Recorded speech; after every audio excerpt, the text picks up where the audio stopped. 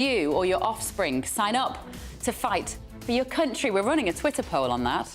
Yes, let us know what you think. Nottingham stabbings. The triple killer Valdo Calacane, who knifed to death 2 students and a school caretaker in a stabbing rampage, had his plea for manslaughter accepted yesterday. What do you have to do to be done for murder in this country? And triumph for Trump. Donald Trump sailed to victory in New Hampshire overnight, comfortably beating rival Nikki Haley and possibly setting a rematch with Joe Biden. Nigel Farage will be here to give his reaction very soon. But first of all, this is what Trump said last night. We won New Hampshire 3 times now. Three. We win it every time. We win the primary, we win the generals, we've won it, and it's a very, very special place to me. It's very important. The Americans have stuck their nose in and say a pinch of salt is essential for the perfect cup. But what do they know about it? And Tory turmoil. The knives, well, one knife actually, are out for Rishi Sunak as the next cabinet minister calls for the Prime Minister to resign. And Peter Andre, of course, is off this parish. He's teamed up with the musician Fabio De Andre to perform in a hard-hitting new video project that raises awareness about mental health and the impact of bullying on children. They're going to be with us in the studio to tell us more.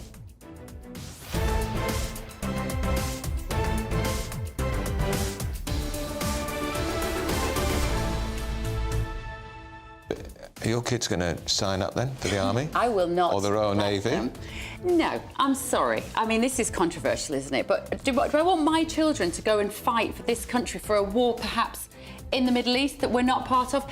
Does it matter where the war is? As you say, if we were being invaded here, maybe it'll be a different story. Yeah. But that's not going to happen, is it? What are they talking about? Yeah. Let us know your thoughts. Yeah, that's the head of the army. We'll bring you that speech when he talks later, 10:15. GBViews@gbnews.com is the email address. A lot more to get through this morning. But first, though, here's your very latest news with Tatiana Sanchez.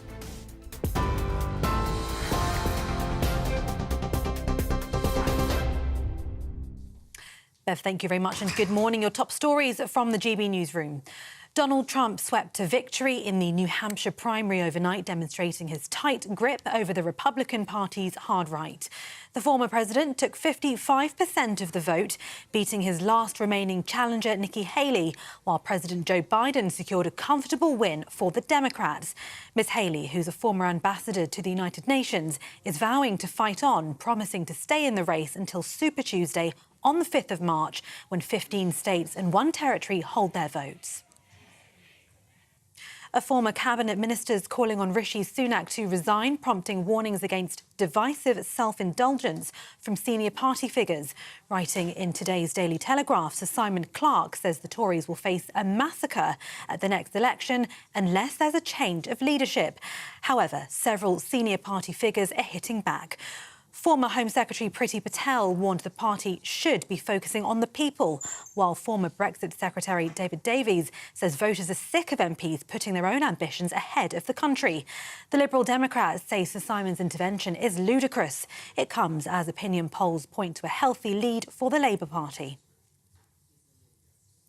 Mail deliveries on Saturdays could be axed after Ofcom set out a series of possible reforms to the postal service. The regulator says cutting Royal Mail's 6-day-a-week service to 5 or possibly even 3 days are among the options to be considered. It would require the law to be changed, but Postal Affairs Minister Kevin Hollinrake dismissed that idea, describing Saturday's deliveries as sacrosanct. And Storm Jocelyn has brought fresh travel disruption to the UK just days after Storm Isha killed 2 people and left thousands of homes without power. The 10th named storm of the season caused flights to be cancelled and trains to be suspended, with motorists warned to postpone their journeys. Rail services to and from Scotland are on hold until at least noon today. A search took place overnight after a person was reported to have been in the sea off Portugal in South Wales. It was suspended early this morning. You can get more on all of those stories by visiting our website, gbnews.com. Now back to Andrew and Bev.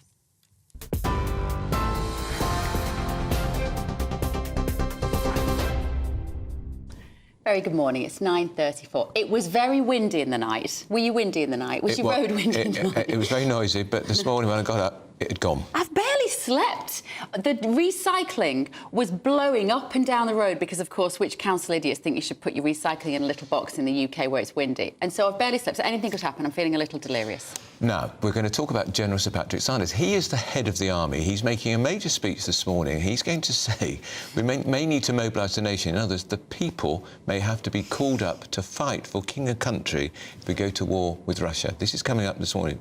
Is that you? You going to sign up? He's going to stress that the British public will be called to fight if the UK goes to war because the military is too small. It makes me think, and it was one of my favourite programmes in the 1970s, Dad's Army. You remember Captain Mannering, the Home Guard at Wilmington-on-Sea? Look, they were great and fine men, but of course it would be women too now. Of course. Well, yes, we forget that. It would not just be your sons or your grandsons, but what do you make of it? Would you sign up for a war? I think it would be different if the country is under threat of invasion, like fascist Nazi Germany about to invade us. But the General is talking about potential war with Russia in years to come. Do you want your kids to go out to the Crimea and fight, or your grandchildren, or you? But would you do it? We have a whole generation, particularly of teenagers, for whom their worst nightmare is not knowing the Wi-Fi code when they walk into a room. The idea that they would be able to go into this environment and physically fight for this country, that loyalty, I'm so sorry, we're in a very different place than we were in the 1930s. That loyalty towards king and country, etc., doesn't exist. I'm so sorry, it doesn't exist. And it's also the fact he's making this speech is a reflection on the fact we've allowed the armed forces to decline and wither on the vine so badly. The army's down to 72,000. We have more people in the army when we were fighting the Crimean War. Extraordinary.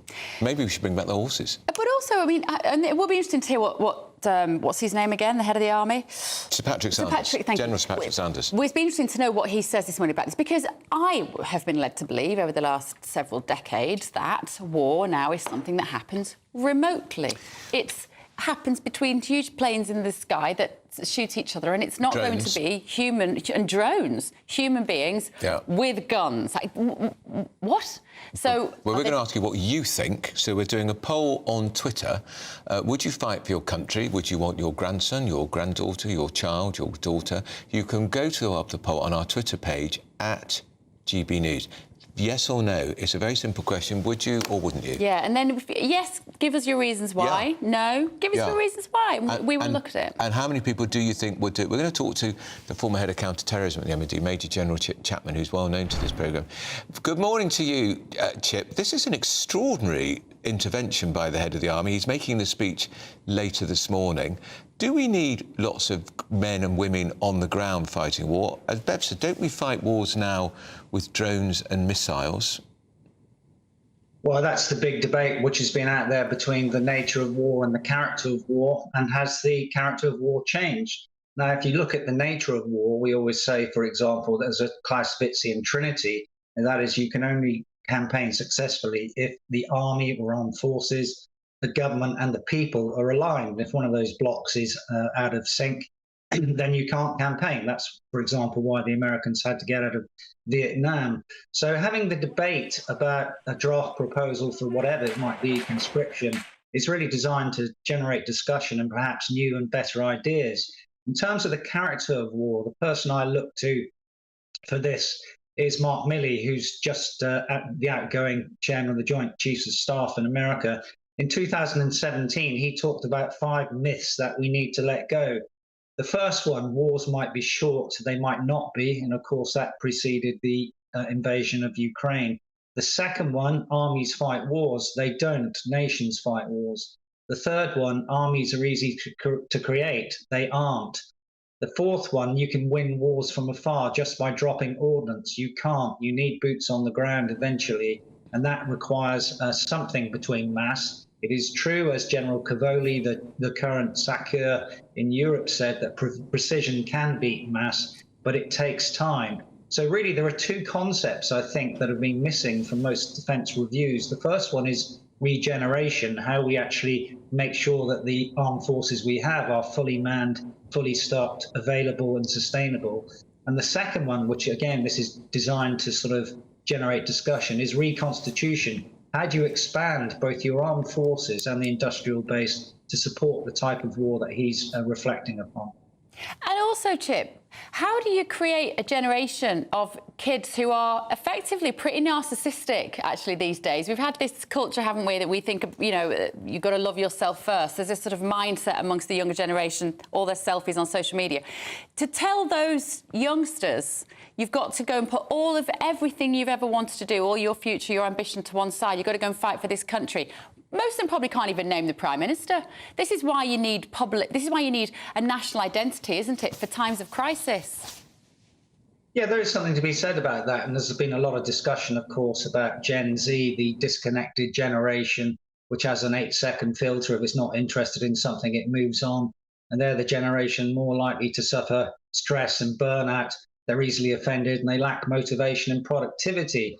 Now, again, one of the things which is missing is if we deemed, or people deemed, that it was vital interest, then I'm sure people would sign up. But we've been pretty bad at defining what are the vital interests, the major interests, the minor interests of the UK. And for example, I would argue that one of the vital interests is, of course, the free flow of trade, which is why the sort of Red Sea, Bab el-Mandeb and the Houthi action is key to us, because that increases inflation, disrupts trades around the world and makes life really disastrous for all. And we're just not good at doing that. The other tension with Patrick Sanders is also with the Chief of Defence Staff, where the Chief of Defence Staff talks about expeditionary rather than continental power, and that our operational advantage comes from not from mass, but from disproportionate effect, i.e. those things you sort of mentioned in the start, really, Bev, in terms of, you know, either drones or cyber warfare and all that stuff. There is this tension between this sort of exotica of the future warfare, which only really the Americans can do with their R&D and scale, and the reality that war remains visceral, people get killed, and it's bloody and messy. Could society find it? I mean, he's not saying this, Chip, but what would your view be about the idea of bringing back national service, even if it was perhaps for 1 year? Well, I think if you just concentrate on personnel, you're not really getting a capability. A capability is the sum of training, equipment, personnel, logistics, infrastructure. All those things give you a capability. Just to have conscription as in an armed force doesn't buy you any capability. Right. If you're talking about national service as a way of enabling civic citizenship and producing a good citizen who might be know about these things I've just been alluding to, then that might be a good thing. This sense of responsibility which transcends the individual.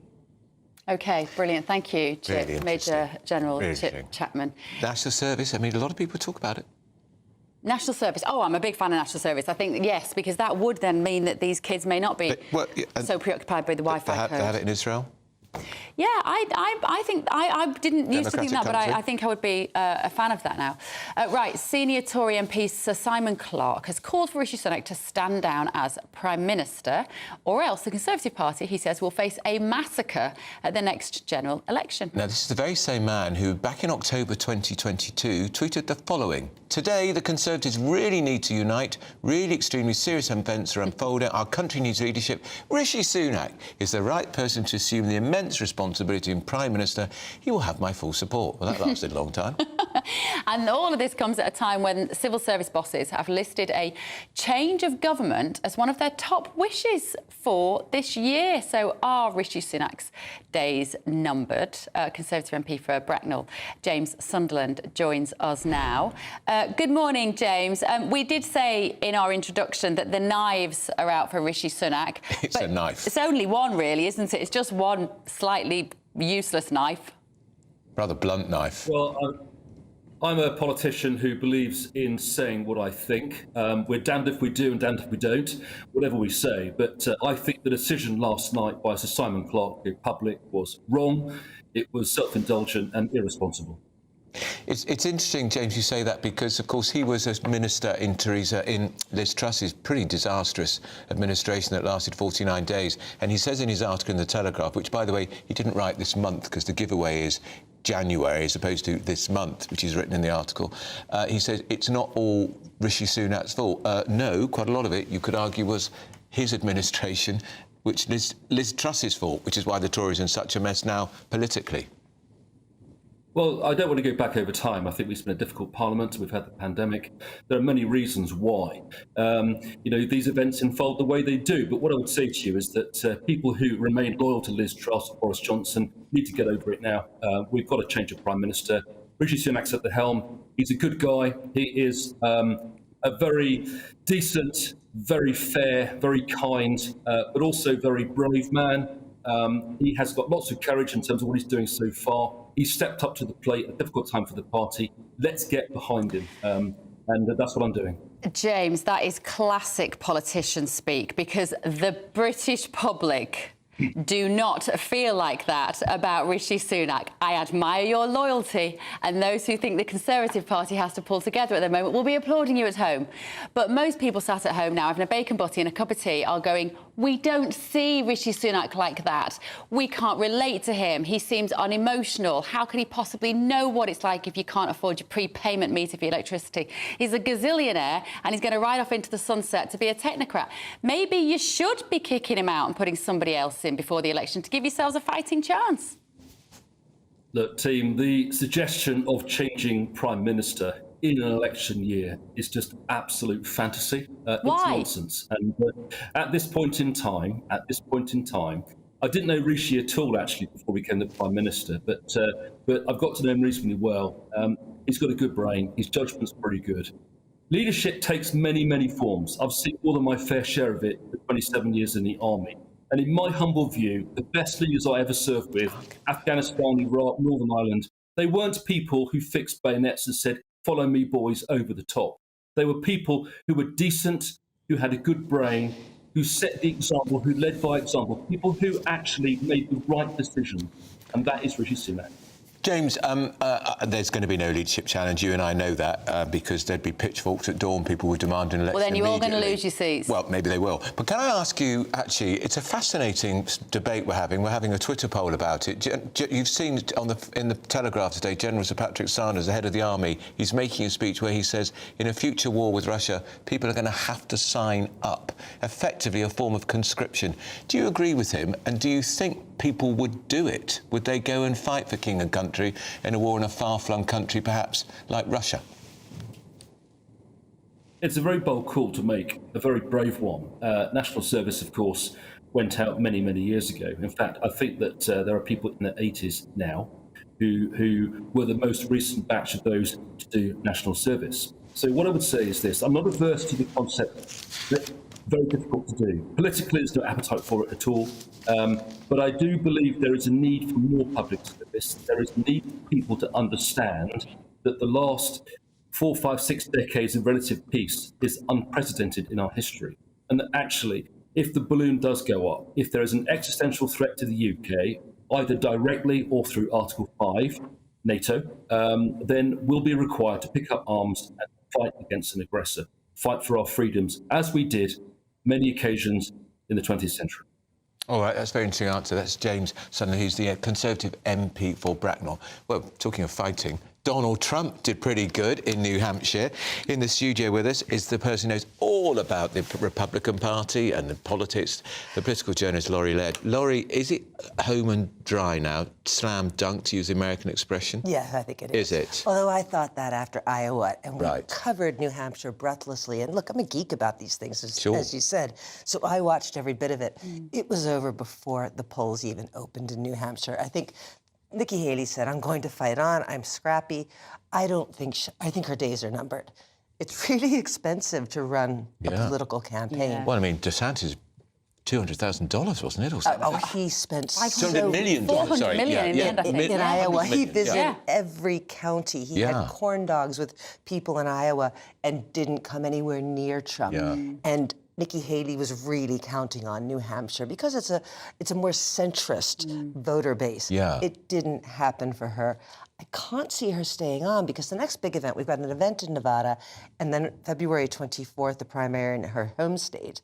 Donald Trump is polling... That's South Carolina. Yeah. So could she win that? No, not a chance. Really? Trump is polling about 30 points ahead of her in her home state. I can't see that she wants that embarrassment. I can't. And So again, does expensive. she pull falls out, do they just call it for Trump, or does he go on against make-weights and lightweights? I mean, there's a process that Right. continues, but we won't be paying that much attention to it. I think then we'll start looking at who is his running mate? Yeah. What happens with these court cases?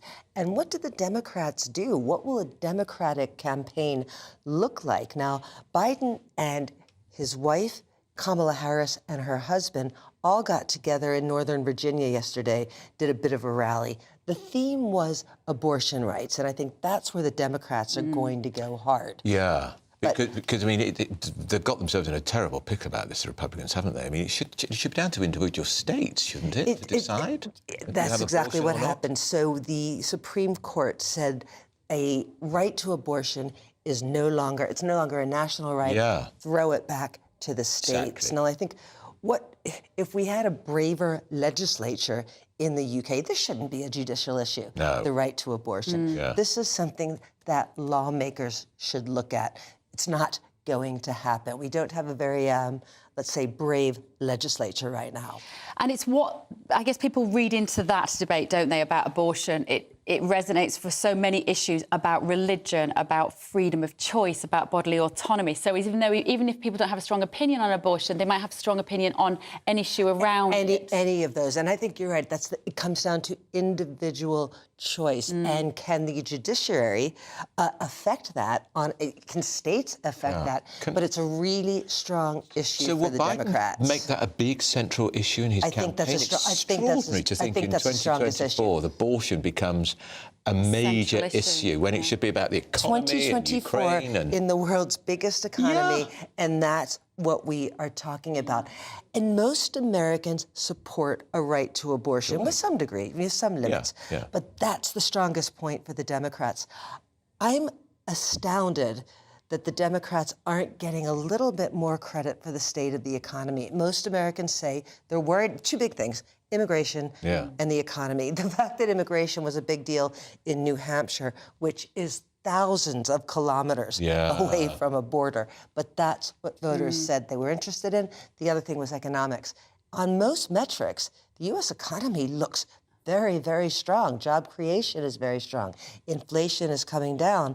But for whatever reason, Americans aren't feeling it. Can we talk about Trump's potential running mates? I find this really interesting. Tim Scott is a name that has now come on the radar, isn't it? Tell us about him. Tim Scott's an interesting guy. In fact, he ran for president, dropped out very, very early. He's a Republican. He's the only African-American Republican in the Senate. And am I right in thinking this is the guy that was behind Trump last night? Yeah, I wish we could have got the clip up, but when Trump was doing his victory speech, which was a bizarre speech, if we have time to get to that, Tim Scott was on the dais behind him, and it was almost, you could see him sort of trying to get his head into the shot. Now, yesterday, Trump was asked about Tim Scott, and he said, this is a guy I look at. Now, what that means in Trump speak is, an open question. To have a black American running mate. Yeah, and he is fairly... Against the black vice presidential Kamala Harris. Yeah, and Scott is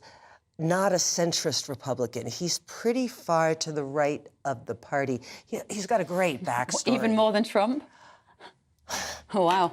Well, I mean, Trump is a bit of a movable thing, and Trump keeps moving to the right. Scott has been in that spot throughout his political career. Weirdly, he's also from South Carolina, Nikki Haley's home state. So once the South Carolina vote heats up. Fascinating. Right, we've got to go, Laurie. I'm sorry. We're going to be talking to you a lot more about that now. Don't go anywhere. We're going to be on the scene of, remember Captain Who can Tom? forget him? His spa, the built, planning permission, gone. We'll be back to tell you all about it. A brighter outlook with Box Solar, sponsors of weather on GB News. Good morning, I'm Alex Deakin. This is your latest weather update from the Met Office for GB News. Still very windy out there this morning. Storm Jocelyn is clearing away today. Bright and blustery for most. As I say, there are still warnings in place, particularly gusty over northeast England and eastern parts of Scotland through the morning time. Still a potential for further disruption. And then the winds will steadily ease a bit this afternoon, but it stays blustery. We'll see cloud and patchy rain for South Wales, southwest England. Plenty of showers coming into western Scotland, but Many central and eastern areas will be dry and bright with some sunny spells. Feels a bit fresher than yesterday. Temperatures, though, still 9 to 11 Celsius, a touch above average for this time of the year. Through this evening, we'll continue to see showers coming into Scotland. The winds will continue to ease. In the south, we are looking at thickening cloud and some outbreaks of rain trickling more widely over southern England and South Wales. And some of that rain will head towards Northern Ireland by dawn. Chilly one across Scotland, a hint of blue there, so some pockets of frost are possible. Most towns and cities start Thursday at 4 or 5 Celsius. Starting dull and damp across the Midlands, North Wales and Northern Ireland. Tomorrow that rain will spread steadily into parts of Scotland, North East England. Also turns a little drier further south, but staying pretty grey, I suspect, and cloudy. And the winds will start to pick up once more. Nothing as lively as today, but the breeze will pick up. And tomorrow will be a milder day, double digits across the board. That warm feeling inside from Boxed Boilers, sponsors of weather on GB News. Now, Beb's really excited about this because the great Peter Andre is joining us in the studio. Beb loves him.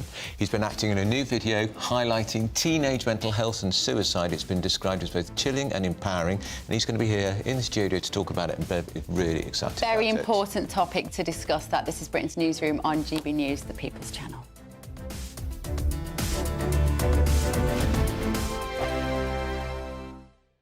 I'm Christopher Hope. And I'm Gloria Di Piero, bringing you PMQs live here on GB News. Every Wednesday, we'll bring you live coverage of Prime Minister's questions when Rishi Sunak and Sir Keir Starmer go head-to-head in the House of Commons. We'll be asking our viewers and listeners to submit the questions that they would like to put to the Prime Minister, and we'll put that to our panel of top politicians in our Westminster studio. That's PMQs live here on GB News, Britain's election channel. In the GB Newsroom, we bring you the news as it happens. With our team of dedicated journalists across the UK, we're ready to give you accurate reporting every day. When the news breaks, we'll be there with bulletins on GB News, the People's Channel, Britain's news channel. Yeah, with Friday Night Live with me, Mark Dolan, 8 till 9 on GB News. Big stories, big guests and big laughs as we get you ready for a cracking weekend. That's Friday Night Live with Mark Dolan. Fridays 8 till 9 on GB News. Bring your own drinks. The admission's free. Good afternoon, Britain. Good afternoon, Britain. Join us, Tom and Emily, to find out what's happening in the heart of Westminster and why it matters to you. Weekdays from midday, we bring you the most compelling stories from across the United Kingdom. And from your doorstep to our inbox. That's right, we want to hear from you. GB News, Britain's news channel. Big news, big debate, big opinion. Patrick Christie's Tonight is the week's biggest show. Every weekday, 9 to 11 p.m, we've got the inside track on the day's top stories. There'll be sharp takes you won't get anywhere else. We will set the news agenda, not just follow it, and I want to bring you along for the ride. Whatever it is, we'll have our finger on the pulse. It's news, but it's this close to entertainment. Patrick Christie's Tonight, 9 to 11 p.m, only on GB News, the People's Channel, Britain's news channel. GB News is Britain's news channel, and now you can support it. All you have to do is scan that QR code that's up on your screen right now, or you can go to gbnews.com/support and become a GB News member. You'll have fantastic benefits. We're also going to organise special events where you as GB News members can meet the presenters, the on-screen faces. Scan the QR code or go to gbnews.com/support. Thank you so much.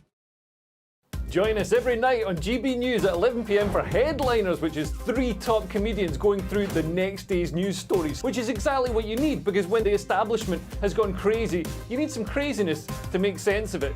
Headliners. You don't have to bother reading the newspaper. We've got it covered for you. Every night at 11 p.m. and repeated every morning at 5 a.m. We won't send you to sleep like some of the other paper review shows out there. So join us 11 p.m. every night on GB News, the People's Channel, Britain's news channel.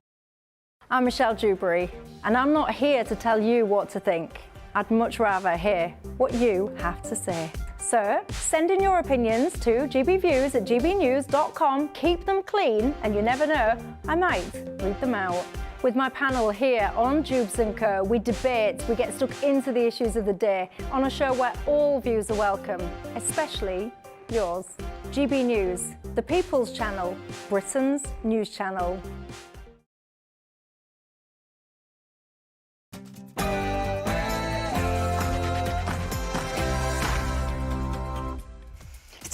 Wednesday, the 24th of January. This is Britain's Newsroom on GB News with me, Bev Turner, and Andrew Pierce. Are you ready for war? Because the Chief of the Army says the British public could be called up to fight if we go to fight with Russia. Would you or your offspring sign up to fight for your country? Why don't you vote in our GB News Twitter poll? And Tory turmoil. The knife, there's only one, is out for Rishi Sunak as the next Cabinet Minister calls for the Prime Minister to resign. Do you think he should? Well, he won't. And triumph for Trump. Donald Trump sailed to victory in New Hampshire overnight, comfortably beating his only serious rival, if she is serious, Nikki Haley. Nigel Farage is going to give his reaction on this show very soon. That in the background is Tim Scott, who might be his running mate. Could be his running mate. But first, here's what Trump had to say. You know, we won New Hampshire 3 times now. Three. We win it every time. We win the primary, we win the generals, we've won it, and it's a very, very special place to me. It's very important. GB News presenter Peter Andre has teamed up with musician Fabio D'Andrea to perform in a hard-hitting new video that raises awareness of mental health. They'll be joining us later.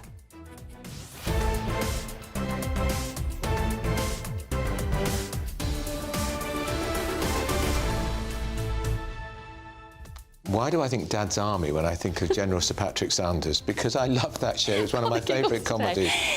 Because, I mean, they were good men who volunteered to defend king and country. When you've got teenagers in your life, I have 3 in my house, and a lot of teenagers sit around my kitchen table. I just keep thinking about the reaction if you said to them, there's a war and you've got to go. And it'd be your daughters as well, because of equality now.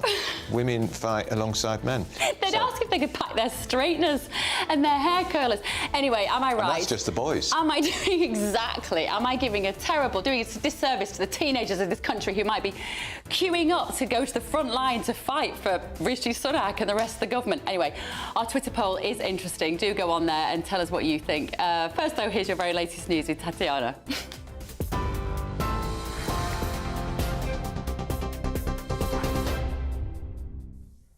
Bev, thank you very much and good morning. It's 2 minutes past 10. These are your top stories from the GB Newsroom. Donald Trump swept to victory in the New Hampshire primary overnight, demonstrating his tight grip over the Republican Party's hard right. The former president took 55% of the vote, beating his last remaining challenger, Nikki Haley, while President Joe Biden secured a comfortable win for the Democrats.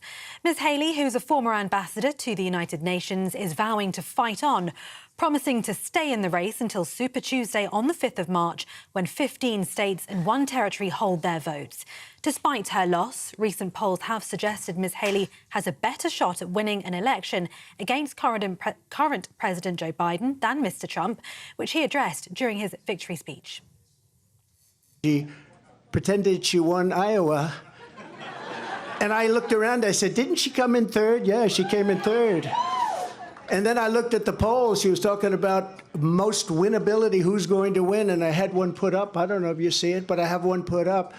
We've won almost every single poll in the last 3 months against crooked Joe Biden, almost every poll. And she doesn't win those polls. And she doesn't win those. This is not your typical victory speech, but let's not have somebody take a victory when she had a very bad night. A former cabinet minister's calling on Rishi Sunak to resign, prompting warnings against what he's calling divisive self-indulgence from senior party figures. Writing in today's Daily Telegraph, Sir Simon Clarke says the Tories will face a massacre at the next election unless there's a change of leadership. However, several senior party figures are hitting back. Former Home Secretary Priti Patel warned that the party should be focusing on the people, while former Brexit Secretary David Davies says voters are sick of MPs putting their own ambitions ahead of the country.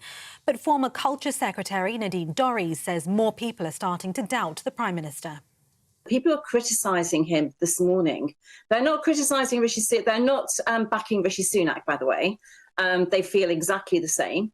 But each one of them, and the 3 main people, Priti Patel, David Davis and Liam Fox, one of those 3 people have told me themselves that their preferred option is that the party does lose at the next election, because that sometimes has to happen. And each one of them believe that they should be the person who will be the saviour, who resurrects the party. Mail deliveries on Saturdays could be axed after Ofcom set out a series of possible reforms to the postal service. The regulator says cutting Royal Mail's 6-day week service to 5 or possibly 3 days are among the options to be considered. It would require the law to be changed, but Postal Affairs Minister Kevin Hollinray dismissed the idea, describing Saturday's deliveries as sacrosanct. Other options include slowing down deliveries, with most letters taking 3 or more days to arrive. But the Communication Workers Union says that would destroy Royal Mail. MPs will today debate the UK's military action against Houthi rebels in Yemen as the Prime Minister flags further airstrikes if the attacks on commercial ships continue. Rishi Sunak resisted calls to allow for a vote in the Commons after a second joint strike was carried out with the US. But MPs will still be able to express their views on Britain's involvement in the defensive action. Foreign Secretary Lord Cameron will head to the region in the coming days in a diplomatic bid to ease escalating tensions. Storm Jocelyn has brought fresh travel disruption to the UK just days after Storm Isha killed 2 people and left thousands without power. The 10th named storm of the season caused flooding in York. Rail services to and from Scotland are on hold until at least noon today. Flights have also been cancelled and motorists have been warned to postpone their journeys. A search took place overnight after a person was reported to have been in the sea off Port Call in South Wales that was suspended early this morning. And if you think technology has been evolving too quickly over the past few years, consider the leaps we've made since Steve Jobs introduced us to the first Macintosh computer. I'd like to let Macintosh speak for itself. Hello, I am Macintosh. It was on this day 40 years ago that the Apple co-founder unveiled an innovation that changed everything. The user-friendly machine marked a key turning point, breaking away from the business-focused PCs of the past with an appeal to the everyday consumer. And it was an immediate success, with 70,000 Macs sold in just 4 months, paving the way for another world-changing invention. Yes, it's the iPhone, more than 20 years later. Those are your top stories on GB News across the UK on TV, in your car on digital radio and on your smart speaker by saying Play GB News. Now back to Andrew and Bev.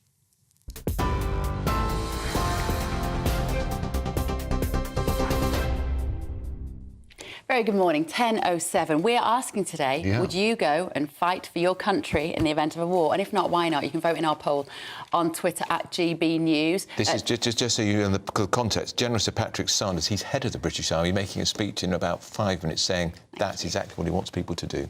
Perfect. Sign up. Now, this is what you're telling us this morning. Why would I risk my son or grandson going to war? Our government has not acted responsibly in relation to allowing an invasion of fighting-age men into our country on a daily basis. That's from Alison. Our veterans died in vain. As a result of this invasion, we will be too busy defending our streets. And another one saying, I am 50-50. No, because why would I fight for the country that doesn't listen to its people and lets us down? Would the politicians take up arms and stand with us? Yeah. Why don't you ask an MP if they would fight? Yeah, and this one says, I'd fight for my family, my kids, my friends, my neighbours, working people, but not politicians or royalty. When this latter group demonstrates they're willing to fight for me, I'll reconsider. Yeah, there's a lot of you saying the same sorts of things. It just shows that connection that must have existed. What was it like in the 1930s? Yeah, quite. Well, of course, and there was, but of course, the threat of invasion by fascist Nazis, people signed up. Yeah, and maybe that's what it would have to come to. I would think everyone would run under the bed. Well, let's talk to a man who's no stranger to this programme. He is, of course, I've lost my notes. Here he is. He is the former NATO commander, Rear Admiral Chris Parry. Chris, morning to you. This is a strange one, but this has come from nowhere, or maybe you saw it coming. The head of the army saying this. Is he floating an idea, do you think, potentially on behalf of the political class, or is this coming from in here? Andrew, I was at an event with him a year ago and I said this to him and he's nicked the idea. So I'm not surprised at all. I pointed out at the time, when we're faced by, as you just alluded to, a recurrence of fascist and communist regimes in the form of Russia, China, Iran and North Korea, we're going to have to rethink our security and defence posture. And I pointed out at the time that with the evidence of Ukraine, and we've had more recent evidence in Israel, where both countries obviously are under severe threat They've had to dig deep into the manpower associated with their reserves and their population. And I think the point that Patrick's going to make, and I agree with it, is we're complacent. We think that war can't happen and that our opponents don't have hostile intentions towards us. I can tell you, China, Russia, Iran, North Korea are all on a war footing now. And if they can use force, they will do. Why, Chris? Why now? Well, there's a number of reasons. One is that the fact is we have got complacent and weak in the West. Our politicians have forgotten how to use statecraft and to threaten and to use force. You look back into the 1950s, we had people who were familiar with total war in the Second World War. They knew how to talk to their opponents. And they also knew how to say when we needed to threaten force to actually get our way and make sure that people didn't step over the line. We're allowing appeasement to happen. If you look at every crisis in the world today, you can lay it at the inaction of President Obama, and I'm afraid to say the Cameron-Osborne regime. If you look at Crimea, you look at Syria, you look at Iran, every single crisis, and including what is happening in the South China Sea with Taiwan and other things, you can lay at the feet, I'm afraid, of appeasing regimes that existed at the start of the last decade. Isn't the answer, Chris, rather than having an army of untrained conscripts who may not have any enthusiasm for the conflict, to have a properly trained military capability? The army is at its lowest level ever. Andrew, it's not about numbers, it's about what you can do to the enemy. You don't always need lots of people. Now, this country's a maritime nation. You know, it's unusual, I'm afraid, for it to have a large standing army. What we need to do is leave the Panzer stuff to the Poles, the Germans, the continental powers that need to do that. They're our NATO allies. What we need are forces, and I've said it many times over the last couple of years, that are high impact and low footprint. That's translated in the past as expeditionary. We want to be on the ground, hit people hard, get away again. As I said, leave the high footprint stuff to those that need to hold land in Europe and elsewhere. We need a fundamental rethink of how we do this. We've seen in Ukraine, for example, which is essentially the last war of the 20th century in the way it's being fought, and new technologies. You don't need, for example, helicopters to do reconnaissance when you can get drones to do it. Chris, I'm still a bit... Sorry, I'm still a bit baffled as to what, when I said why now, I mean, why would countries like China and Russia and North Korea be on a war footing now? It might just be my stupidity. This is not my area of specialism whatsoever. But is it because I think what you're saying is they see us as having weakened resources to take them on, and therefore they want to take advantage of that? No, it's not just that. It's a question of political courage and, I'm afraid, statecraft. As I said, people like Xi Jinping and Putin will use force in support of their diplomacy now. They think they can get away with it. I mean, they have got away with it. If you look at Xi Jinping, he promised President Obama he wouldn't militarize the South China Sea, and yet we've got over 8 heavily militarized fortified structures that act as airfields. And also ports in support of the People's Liberation Army. We've seen Putin invade Ukraine, completely breaking apart the security structure that's existed since 1945. In case you hadn't noticed, he's also threatened us with nuclear weapons if we interfere. These people are pushing the edges of the whole complacent sort of structure that we've had in place since 1945. And the problem is we're not taking them seriously. Totalitarians, in my experience, always do what they say they'll do.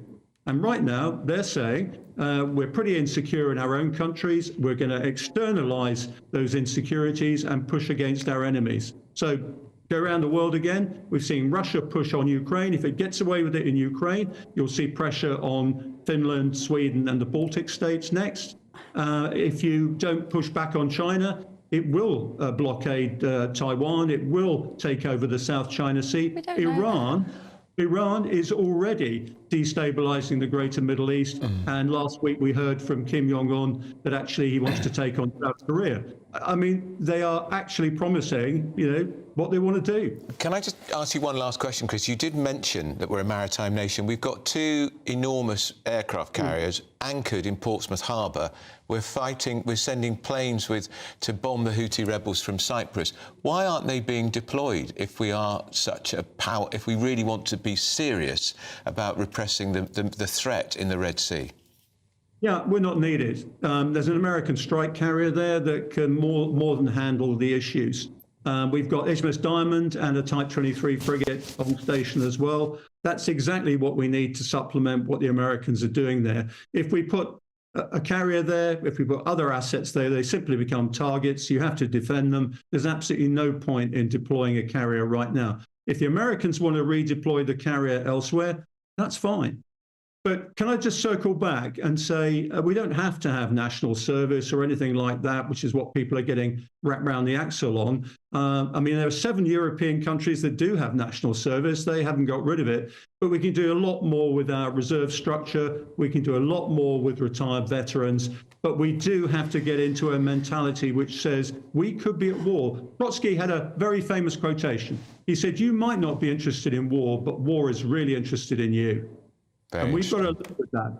All right, that's Rear Admiral Chris Parry. Thanks so much for joining us. Well, the senior Tory MP Sir Simon Clarke's called for Rishi Sunak to stand down as Prime Minister. That's right, or else the Conservative Party will face a massacre at the next general election, he says. We're joined now by former editor of The Independent, Chris Blackhurst. Good morning, Chris. When this news broke, I can see you slightly shaking your head there, Chris. When this news broke last night, we thought maybe we would have woken up this morning and there might be 10, 11, 12, 15 more politicians calling for him to go. Hasn't happened. So is it just a storm in a teacup and it will go away? No, it's not a storm in a teacup. It's just a rumbling issue. It's not going away. There are people in the party who don't like him, who don't want him, who don't believe he can win the election. But equally, we're getting nearer and nearer to an election, and we can't have another change of leader. If they did do it, Chris, wouldn't there have to be a general election immediately? I mean, because I think otherwise people are going to be descending on Downing Street with their pitchforks, demanding a revolution. Yeah, it'll be the People's Army, the ones that were all signing up for conscripts for fighting Ukraine. It will be, look, it'll be absolutely bizarre, but these have been the most bizarre years of my lifetime. Nothing 49 days. Simon Clarke was her supporter. I think we're losing you, Chris. We've lost you, Chris. It's a poor line. We'll have to come back to Chris. That was the former editor of The Independent, Chris Blackhurst. Well, we talked about Donald Trump, and who better to talk to Donald Trump than here he is. Greg, good morning. Greg Swenson's with us. Right, so just remind people, if anybody's tuning in now at 10:17, what happened last night and why is it significant? Yeah, Trump won the New Hampshire primary. It's clear that he has a path to winning. I don't think there's any chance, or very little chance, that Nikki Haley could win. But it wasn't an overwhelming defeat of Mrs. Haley. About 12%, was it? Yeah, 10 to 12%. Right. The polls had been indicating, this is all about momentum, right? He outperformed in Iowa. You know, the polls were saying 20, he won by 30. The polls were saying, you know, he'd poll in the high 40s, he ended up in the low 50s. So, and New Hampshire was the opposite. He was expected to beat Nikki Haley by at least 20, at least that's what the polls were saying, and he ended up winning by 11. Nikki Haley got much more of the independent vote than was anticipated. She was polling around 49 with independents. She ended up at 60. Those are John McCain numbers from 2000 and 2008, where he surprised everybody and won Iowa. So, you know, this was a better night for Nikki Haley than expected. But just elaborate on that a little bit, because those people who were voting for Nikki Haley were not Republicans. That's right. They were independents, or they were Democrats. Absolutely. And this is why I don't think that, you know, she's not rallying Republican support. Yeah. Right. Trump has locked up the Republican vote. Some of the primaries allow independents to cross over and vote in the Republican primary. Some don't. So that's why, again, Trump crushed it in Iowa, didn't really crush it in New Hampshire. It won, no doubt. I don't think there's any turning back at this point for you know, for the support that Trump's getting. But yes, like McCain, Nikki Haley is getting independent and moderate and even Democrat support. That is good for winning elections in the general election, but not for a Republican primary. He's cruising for the nomination. It looks that way. A lot of speculation will be on his running mates. Yeah. We saw the guy standing right behind him. Tim Scott, yeah. Is that? Do you think he could be the one? I think that would be smart. I until the last 24 hours, his name rarely was bantered around in those conversations. So people come and go from that list. It's a lot of speculation. But Tim Scott is a great conservative. I mean, he's much more of a movement philosophical conservative than Trump. And he's got a really great story, and he's a very positive, optimistic guy. He could be a good counter and he's to black. Trump. He's black. Yes, I mean, it's not something, identity politics isn't something that conservatives usually run with or lead with. But if it helps in an election, great. And Biden is polling, he's down 30 points from where he was in 2020 with African Americans. African Americans are looking for this moment to support. Why has he lost that? Why has he lost that? Because he's horrible.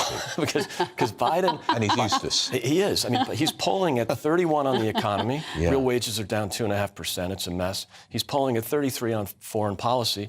And on the border, he's polling at 18. This is immigration. Absolutely. And there's a lot of the black Americans who are alarmed by the immigration. They're, traditional conservatives in many ways, especially in the South. That they are looking for a moment. So, Democrats usually get 92% of African American vote. Right now, they're polling at 60. God. This could be an electoral disaster for the Democrats. What happens next, Greg?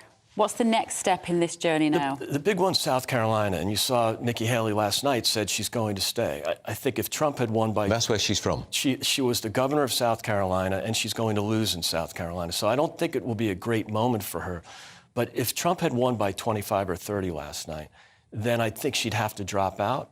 I think there's a risk that she loses in South Carolina. It's embarrassing for, her home state to vote for Trump, and it's much more conservative than New Hampshire, which that's a lane that he's doing really well with now. So I think there's a risk of her losing badly in South Carolina, but I understand why she's staying in, because last night was better than she There's thought. a big difference between Nikki Haley and Donald Trump in terms of their messaging, isn't there? Absolutely. She is being characterised as, and I think she probably is, the globalist. Yep. Ron DeSantis called her the reheated corporatism that she represents. Yeah. And Donald Trump is talking about bringing down that establishment, That's fighting right. for the people on the streets. Clear water between them. I think Nikki Haley, yet there's a huge difference, and that's why she's getting much support in that moderate and independent lane, but very little support in the conservative or Republican Party lane. When I saw that she was a former ambassador to the United Nations, my heart completely sank. She was very useless organisation. The organisation is, and I think she was critical of her, so I'll give her that much. But this is a chance for Nikki Haley to reposition herself, maybe reach out to a different lane. Oh, absolutely. I mean, this is in many ways about 28. OK, thank you, Greg. Great to see you. Right, today we are asking, would you go and fight for your country? If not, why not? So far, 60% of you say that you would not. We're going to show you the results. I thought it'd be. I think it might go even higher. And don't go anywhere. This is Bev's most exciting moment of the programme, because the great Peter Andre is joining us in the studio. He's got something to tell us. Do something very worthwhile. This is Britain's Newsroom on GB News.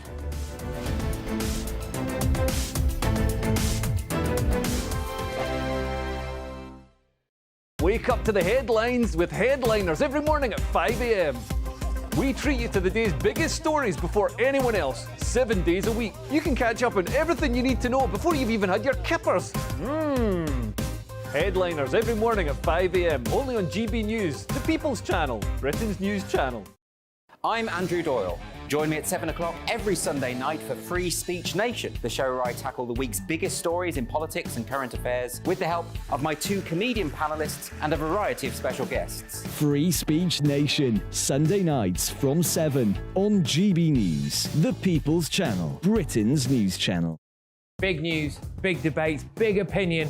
Patrick Christie's Tonight is the week's biggest show. Every weekday, 9 to 11 p.m, we've got the inside track on the day's top stories. There'll be sharp takes you won't get anywhere else. We will set the news agenda, not just follow it, and I want to bring you along for the ride. Whatever it is, we'll have our finger on the pulse. It's news, but it's this close to entertainment. Patrick Christie's Tonight, 9 to 11 p.m, only on GB News, the People's Channel, Britain's news channel. Now then, Lee Anderson here. Join me on GB News on my show, The Real World, every Friday at 7 p.m. I'm not not eating bloody cat. Are you Delicious. mental? Open your mouth. OK, here comes a train. Reminds me of the scene in Singing in the Rain. Adam, is that a good one? Whoa! Join me at 7 on GB News, Britain's news channel.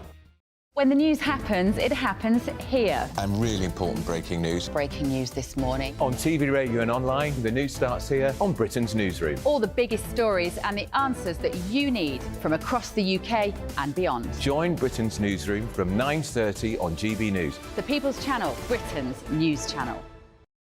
Have a great Saturday night with me, Leo Curse, on the Saturday Night Showdown. It's a crazy world out there, so come and make fun of it with me, my panel of comedians, and a couple of people who actually know what they're talking about.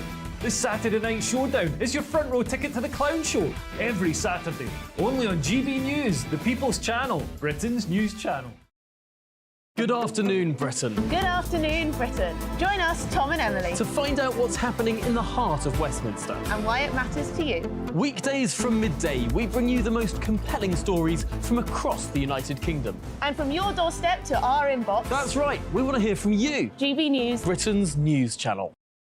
GB News, unlike other broadcasters, isn't obsessed with the London-Westminster bubble. We think there's a nation beyond the M25, and that's why we talk about the issues that matter across the land. Join me on State of the Nation, 8 to 9 o'clock, Monday to Thursday, on GB News. Daisy's listening, and you should too. Every Sunday from 11, join Michael Portillo. There will be topical discussion, looking at the week before and the week to come. So kick back and relax at 11 a.m. on Sundays on GB News with me, Michael Portillo. GB News, the People's Channel, Britain's news channel. When the news happens, it happens here. And really important breaking news. Breaking news this morning. On TV, radio and online, the news starts here on Britain's Newsroom. All the biggest stories and the answers that you need from across the UK and beyond. Join Britain's Newsroom from 9:30 on GB News. The People's Channel, Britain's news channel.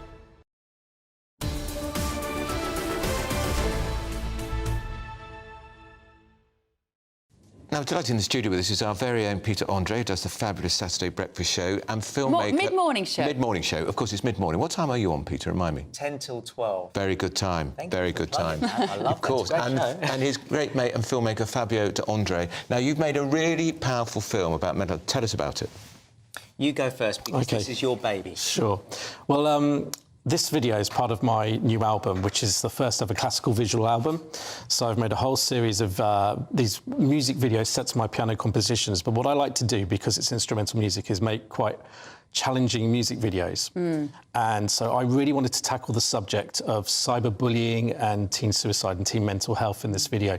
So it's a story about a young boy called Josh who attempts to take his own life. This is a true story? No, it's Right. fictional. Oh, so- But what I've done with my team is we researched lots of different stories. So we've created almost something... could be a real story. Yeah, so that's the point of this, Okay. is to reach out to as many people and show what could happen in Yeah. families. So it's about this young boy called Josh who attempts to take his own life. His parents come in and discover him. And then what's quite interesting is it goes into a whole scenario where he passes away. And you see the effects of his death on his family, particularly his siblings and his parents. And then the video goes right back to the beginning and replays, but it's as if he survived. Well, it's when he survives. So you see the same sort of scenes happening, but with him there. And you want this in schools, Fabio? We want it in schools. Let's have a look. It sounds like Yeah. it would be Yeah. very useful for teenagers to watch. Here we go.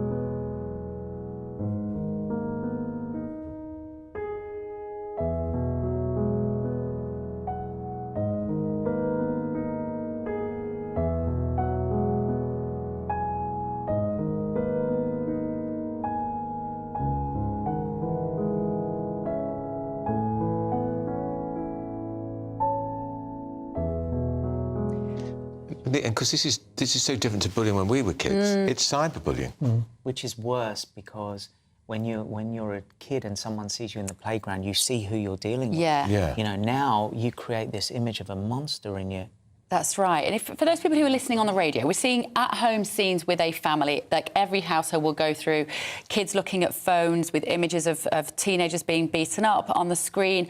We've got a family dinner here and there's a place setting that's missing because presumably that's when the child has taken their own life.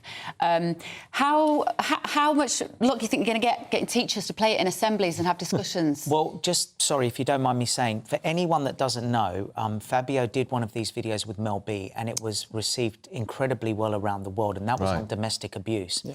And it's sort of a first-of-its-kind video, where it's a music video, but it's not somebody singing, or this is all based on visuals and the power of music to bring those visuals across. So when Fabio had approached me about doing this to do with teen suicide and bullying, I was so compelled to do it. I've been very open about my own mental health problems in the past. But what we wanted to do, which is exactly what you were just saying there, is we thought, what is our aim here? And our aim 100% is to get this into every secondary school across the country, because as hard-hitting as it is to see, it is so crucial that people see it. You know, I remember those old adverts of you know, when they would tell you to stop speeding, and they'd have those horrific adverts that were like, but they can't show that on TV. But actually, it takes something like that. And this video, if you would be so kind to watch it, whether it's on my Instagram or Fabio's or on YouTube, you will see that it's what's happening to millions around the world. And your friends, are you guys? Yes. Right. Yep. OK, and you're a dad, of course. How old are your kids? Well, they're great. So I've got an 18-year-old Josh, who I play. I was Josh's father in the clip.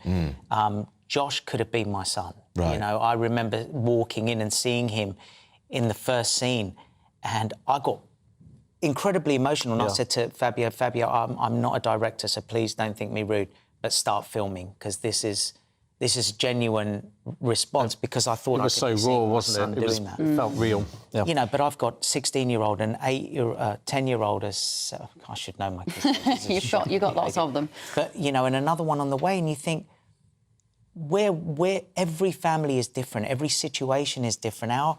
You know, my family, some people could say, yeah, but you had brothers and sisters and you were loved. There are families where they have no siblings, families where they're with one parent, families where they're with no parents.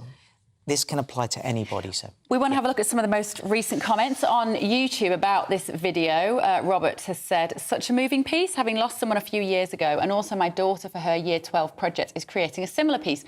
Well done to Fabio, Peter and the family. There's always another way, especially when you have full support of your family. So it is getting a great reaction, isn't it? And a lot of people are saying, which is music to your ears, guys, it should be played in schools. Totally.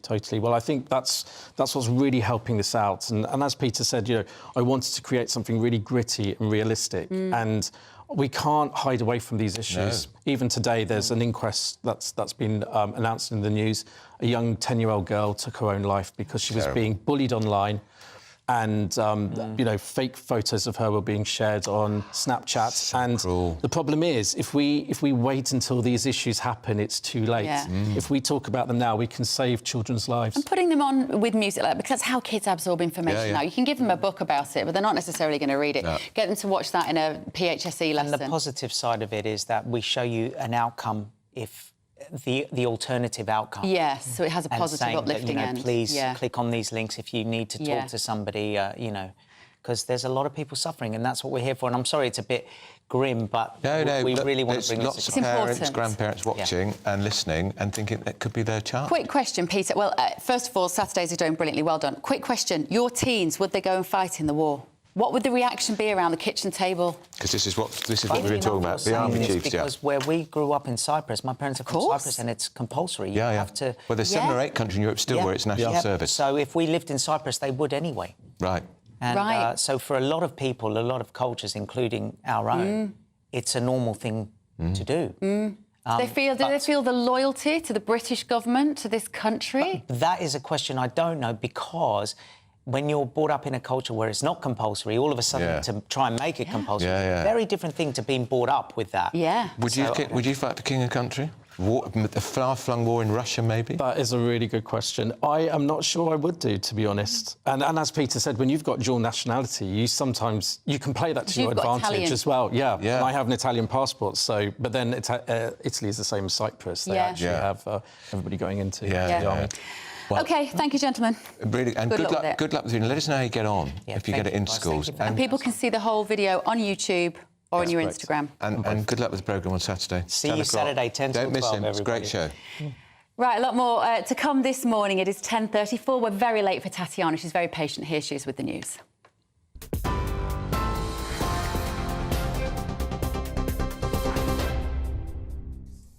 Bev, thank you. Your top stories from the GB Newsroom. Donald Trump swept to victory in the New Hampshire primary overnight, demonstrating his tight grip over the Republican Party's hard right. The former president took 55% of the vote, beating his last remaining challenger, Nikki Haley, while President Biden secured a comfortable win for the Democrats. Ms. Haley, who's a former ambassador to the United Nations, is vowing to fight on, promising to stay in the race until Super Tuesday on the 5th of March, when 15 states and 1 territory hold their votes. A former cabinet minister is calling on Rishi Sunak to resign, prompting warnings against divisive self-indulgence from senior party figures. Writing in the Daily Telegraph, Sir Simon Clarke says the Tories will face a massacre at the next election unless there's a change of leadership.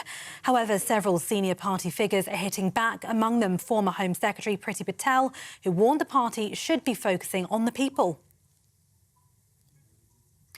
Mail deliveries on Saturdays could be axed after Ofcom set out a series of possible reforms to the postal service. The regulator says cutting Royal Mail's 6-day-a-week service to 5 or possibly even 3 days are among the options to be considered. It would require the law to be changed, but Postal Affairs Minister Kevin Hollinrake dismissed that idea, describing Saturday deliveries as sacrosanct. And finally, Storm Jocelyn has brought fresh travel disruption to the UK just days after Storm Isha killed 2 people. The 10th named storm of the season caused flooding in York. Rail services to and from Scotland are on hold until at least noon today. Flights have also been cancelled and motorists warned to postpone their journeys.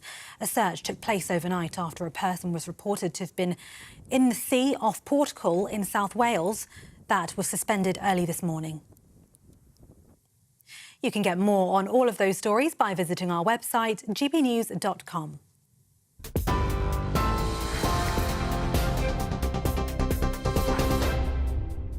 For stunning gold and silver coins you'll always value, Rosland Gold proudly sponsors the GB News Financial Report. Here's a quick snapshot of today's markets. The pound will buy you $1.2767 and 1.1710 euros. The price of gold, £1,591 and 32 pence per ounce. And the FTSE 100's at 7,501 points. Rosland Gold proudly sponsors the GB News Financial Report. Still to come. You're doing your supermarket shop. No, we're going through the emails. Lots of people getting in touch about whether they're going to sign up. He's writing his copy for his piece. Not many are. Right. Nigel Farage is going to join us to discuss Donald Trump being back on track for the White House. Do you sometimes feel like the world has just gone completely crazy? Well, I think he's going to win. He probably will. The next president of the United States. Or he'll be in jail. Anything could happen. Well, I don't want Biden back. I do not want Biden under no circumstances. I'd much rather have Trump than Biden. Anyway, that and a lot more this morning. This is Britain's Newsroom on GB News. Your weekend starts here with Friday Night Live with me, Mark Dolan, 8 till 9 on GB News. Big stories, big guests and big laughs as we get you ready for a cracking weekend. That's Friday Night Live with Mark Dolan. Fridays 8 till 9 on GB News. Bring your own drinks. The admission's free. In the GB Newsroom, we bring you the news as it happens. With our team of dedicated journalists across the UK, we're ready to give you accurate reporting every day. When the news breaks, we'll be there with bulletins on GB News, the People's Channel, Britain's news channel. Big news, big debates, big opinion. Patrick Christie's Tonight is the week's biggest show. Every weekday, 9 to 11 p.m, we've got the inside track on the day's top stories. There'll be sharp takes you won't get anywhere else. We will set the news agenda, not just follow it, and I want to bring you along for the ride. Whatever it is, we'll have our finger on the pulse. It's news, but it's this close to entertainment. Patrick Christie's Tonight, 9 to 11 p.m, only on GB News, the People's Channel, Britain's news channel. Join us every night on GB News at 11 p.m. for Headliners, which is 3 top comedians going through the next day's news stories, which is exactly what you need, because when the establishment has gone crazy, you need some craziness to make sense of it. Headliners. You don't have to bother reading the newspaper. We've got it covered for you. Every night at 11 p.m. and repeated every morning at 5 a.m. We won't send you to sleep like some of the other paper review shows out there. So join us 11 p.m. every night on GB News. The People's Channel, Britain's news channel. I'm Michelle Dewberry, and I'm not here to tell you what to think. I'd much rather hear what you have to say. So send in your opinions to gbviews@gbnews.com. Keep them clean, and you never know, I might read them out. With my panel here on Jubes & Co, we debate, we get stuck into the issues of the day on a show where all views are welcome, especially yours. GB News, the People's Channel, Britain's news channel. Tired of the usual focus-tested, pre-prepared Westminster runaround? Well, so am I. So you want higher taxes? Is your department to blame for this? Are you rethinking this policy? Every Sunday at 9:30, I'll be sitting down with those in power to get the truth about the issues affecting you. Let's be honest, we've known about the cost pressures of this project for years, not months. That's the Camilla Tominey Show, a politics show with personality. On GB News, the People's Channel, Britain's news channel. I think the most exciting bit for me is talking to people. People who I think are ignored often by the major news channels. We're going to give news they want to hear. There's a voice there that needs to be heard. I think there's a chance here for a diversity of opinion to be expressed, which you don't find elsewhere. It's really exciting. We don't hold back. We're free to say how decisions that are taken here affect us all around the country. Only on GB News, the People's Channel, Britain's news channel. Good afternoon, Britain. Good afternoon, Britain. Join us, Tom and Emily, To find out what's happening in the heart of Westminster and why it matters to you. Weekdays from midday, we bring you the most compelling stories from across the United Kingdom. And from your doorstep to our inbox. That's right, we want to hear from you. GB News, Britain's news channel.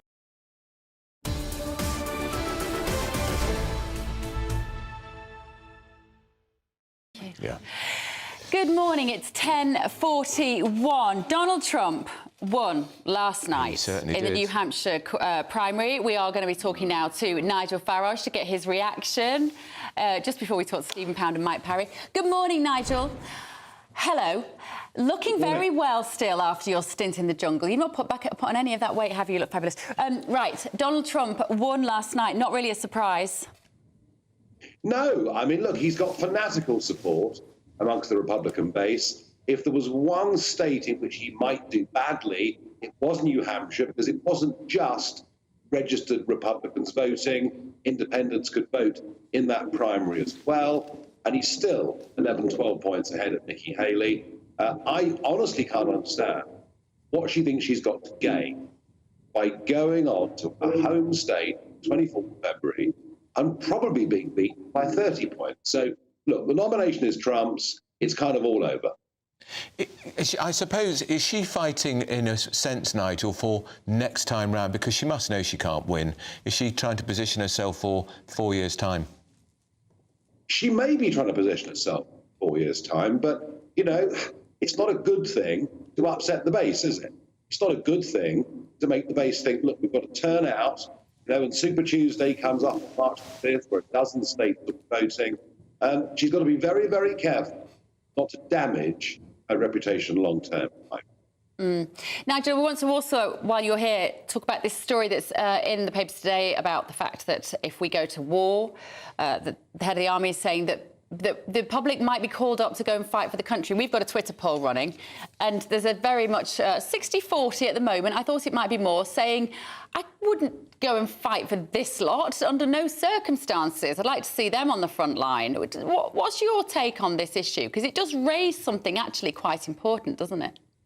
Well, I think there are two things to say. I mean, the first thing is, if you perceive a threat to your family, your country, your way of life, and that threat appeared to be direct, and I think you might have a very different point of view.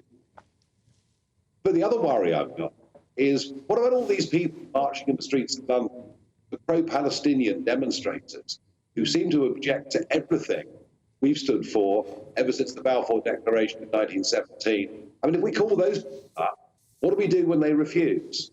So I think this is quite complex, and I think the real answer is not to keep reducing the size of the Army, the Air Force and the Navy in the way in which we are. Do you think he's kite flying on behalf of the government? Because it's quite an unusual intervention. I don't know. No, I think what he's doing is playing quite a clever game, actually. I think what he's saying is, look, you are cutting our services down to a level at which we cannot meet basic commitments, let alone go to war. So let's frighten the population, let's get a negative reaction, and maybe then the government might just start to rebuild our forces. And it is, Andrew, extraordinary. 14 years of Conservative rule, the extent to which they degraded all three of the armed services. And you used to think about the Conservatives always seen as tough on immigration, tough on defence, and they've lost their way on both. Well, options for change 30 years ago under John Major saw the biggest peacetime cut since 1961 in terms of the size of the army in particular, and the amalgamation of many historic regiments. And we've had the same process again under a Conservative government this time round. Whether Keir Starmer's defence policy would be more robust remains to be seen. We spoke earlier, Nigel, to Rear Admiral Chris Parry, who was saying that he thinks that China, North Korea, Russia are already on a war footing because they smell blood in a weakened West. I wasn't entirely convinced by his argument for that. Are you? Oh, absolutely. I think Chris is dead right. I mean, look, I think the signal was the withdrawal of the last 3,000 American troops from Afghanistan. They weren't there in a fighting. No American soldier had been killed in the previous 18 months. They were training and helping the Afghan army fight the Taliban. Biden, without any reference to us or the NATO allies, withdrew those troops. We saw the fall of Kabul, Taliban back in charge, and before you know it, Putin has decided to invade Ukraine. Weak Western leadership has contributed a huge amount to where we are in the world today. Talking of wars, your colleague Richard Tice, of course, we're going to speak to him a little later. He's in Ukraine. He's taken a great convoy of military aid there. Are we going to see you in a convoy to Ukraine taking military aid, Nigel? I don't think so, Andrew. No, good for Richard. If that's what people want to do, then good for them. I just have this feeling about the Ukraine war that nobody in a position of global authority seems to have even considered the option. Maybe we can stop death on a massive scale and maybe sit down and start to have some negotiation. OK. All right. Thank you, Nigel. Good to see you. Presume you're on the telly at 7 o'clock tonight, as always, are you? Yes, back today. Absolutely. Brilliant. Well, I look forward to it. Nigel Farage. In the studio, I wonder if Stephen Pound would join, because you were in the Merchant Navy, Stephen, as a young man, which was many years ago, obviously. Royal. The Royal Navy. Oh, you were the Royal Navy. Of course you were. I wasn't Red Dust. Can I just take exception to something I just heard about your Twitter poll when you said that people said that they would not fight for this lot?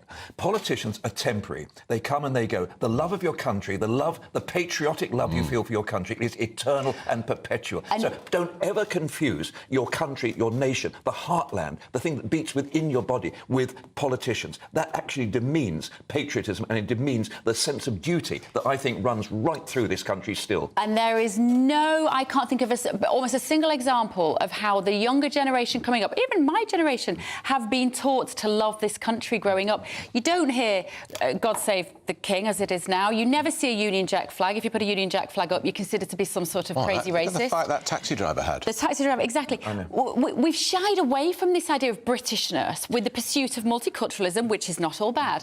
But we've shied away from it, and it's only at a time like this you go, well, this is the consequence. You've got a whole generation. I totally agree with you. Are you with me, Mike? Mike Parry, too. I totally agree. I mean, let's bring these two stories together. Yeah. If there was a case now where you were asked to volunteer to fight for your country, I despair at how many young people would actually answer the call. My father joined the Navy when he was 17 in 1940. He couldn't wait to get out of the Birkenhead Institute, get down to the recruiting office and get aboard a Royal Navy ship. I don't think that response would happen today for two reasons. Firstly, young people have a completely different attitude to the very nature of working. Do you know what I mean? You know, the idea that, oh no, as soon as you finish school, you get a job and you pay the mortgage. They don't know about that anymore. They want to say, look at all sorts of other options in life. But secondly, as Bev's just pointed out, I don't see any patriotism in even middle-aged people in this country. You know, what I see is wokeness has been in the news for the last 2 or 3 days. I see wokeness everywhere. I see an excuse for people to think the worst of our country and not the best of our country.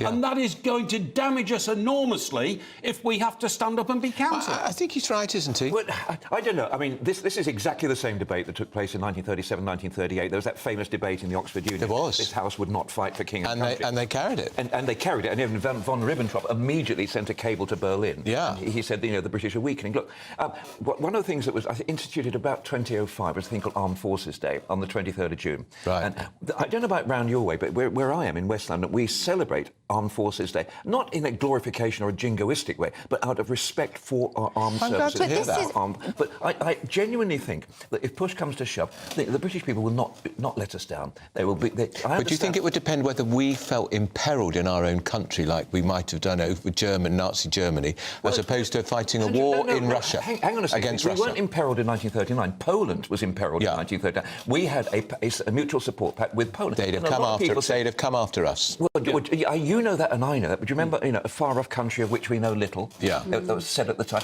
We kept it for the best possible reasons to actually support the Poles against the Nazis. Sure. Of course it spread. But, I mean, Admiral Parry, I served under him in Northumberland, about 30 years ago. Very, he was commander, captain of HMS Northumberland. Marvellous chap, real intellect. But I think he's slightly over-egging it here. I mean, I think that our threats, North Korea is a threat, Iran is a threat, you know, we know, you know, Russia is certainly a threat, and our response can't be to militarise and to oppose it, because that simply plays into their hands. But those who are going to threaten us in the future, the problem is, I think some of the younger generation in this country actually empathise and sympathise with some of the views that they hold. And also, remember, we've got a huge body of pacifists in this country now who would say it's very wrong to start a war. I mean, just look at what's happening, obviously, Israel and Gaza and all that.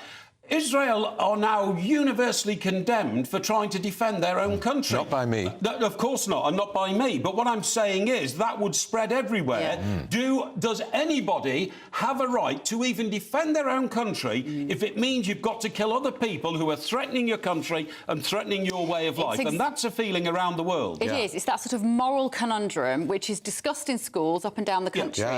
And yet what's never discussed in schools is the idea that you might have to one day defend your country. It would be anathema to them. I said my daughters would be asking if they could pack their straighteners in their bag. That's right. You know, that's the thing, that we've got a lot of little narcissists for no fault of their own, because we've encouraged them to think about nothing but themselves. Another thing we have to deal with, and Steve will know about this better than me, we've had the longest period, 60 years, in all our lifetimes of combat with another country officially. We haven't declared war, nobody knows declared war on us. So what we're used to, the way we've been brought up, you know, and I'm a gentleman of a certain age, is not to have to fight a war against people who want to threaten our way of life, and therefore it's an alien concept. But we've got to change it. But don't you think, with respect, Mike, but also Blair committing us to that terrible war in Iraq has put so many people off now because they didn't believe in it. Hundreds died. I think he took us to war on a lie about the weapons of mass destruction. He did take us to war on a lie. I'm certain he took us to war on a lie, and the consequences of it are so horrendous. The Middle East has never recovered. The Middle East was smashed to bits, and millions of those people are heading to UK shores. Now, young people will use that as an excuse to say,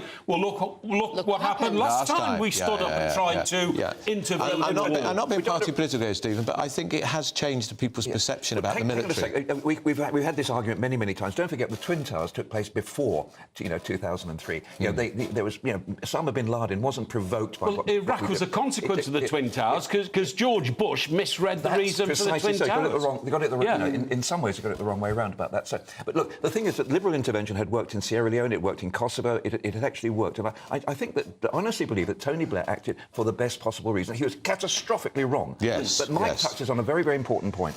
My generation is the fortunate generation. Every period, from the Napoleonic Wars to the Crimean Wars to the Boer War to the First War to the Second War, there's been a war about every 30 or 40 years. We've had the longest period. And that is the key point. We're completely unused to the concept of a nation under arms, a nation of war. We should forget also the heroism of our boys in the Falklands, because we liberated the Falkland Islands, and a very brave Prime Minister sending the task force. Absolutely. As much as Stephen talked about pre-Second World War, why I went to war, The Falklands reinforced us as a power for 30 years. We need to leave it there now, gentlemen, I'm afraid. And also, we love our military, but also you have to look at how poorly the military are treated when they leave. And they're going to be talking about Harry and Meghan because they've put their foot in it again later. A brighter outlook with Box Solar, sponsors of weather on GB News.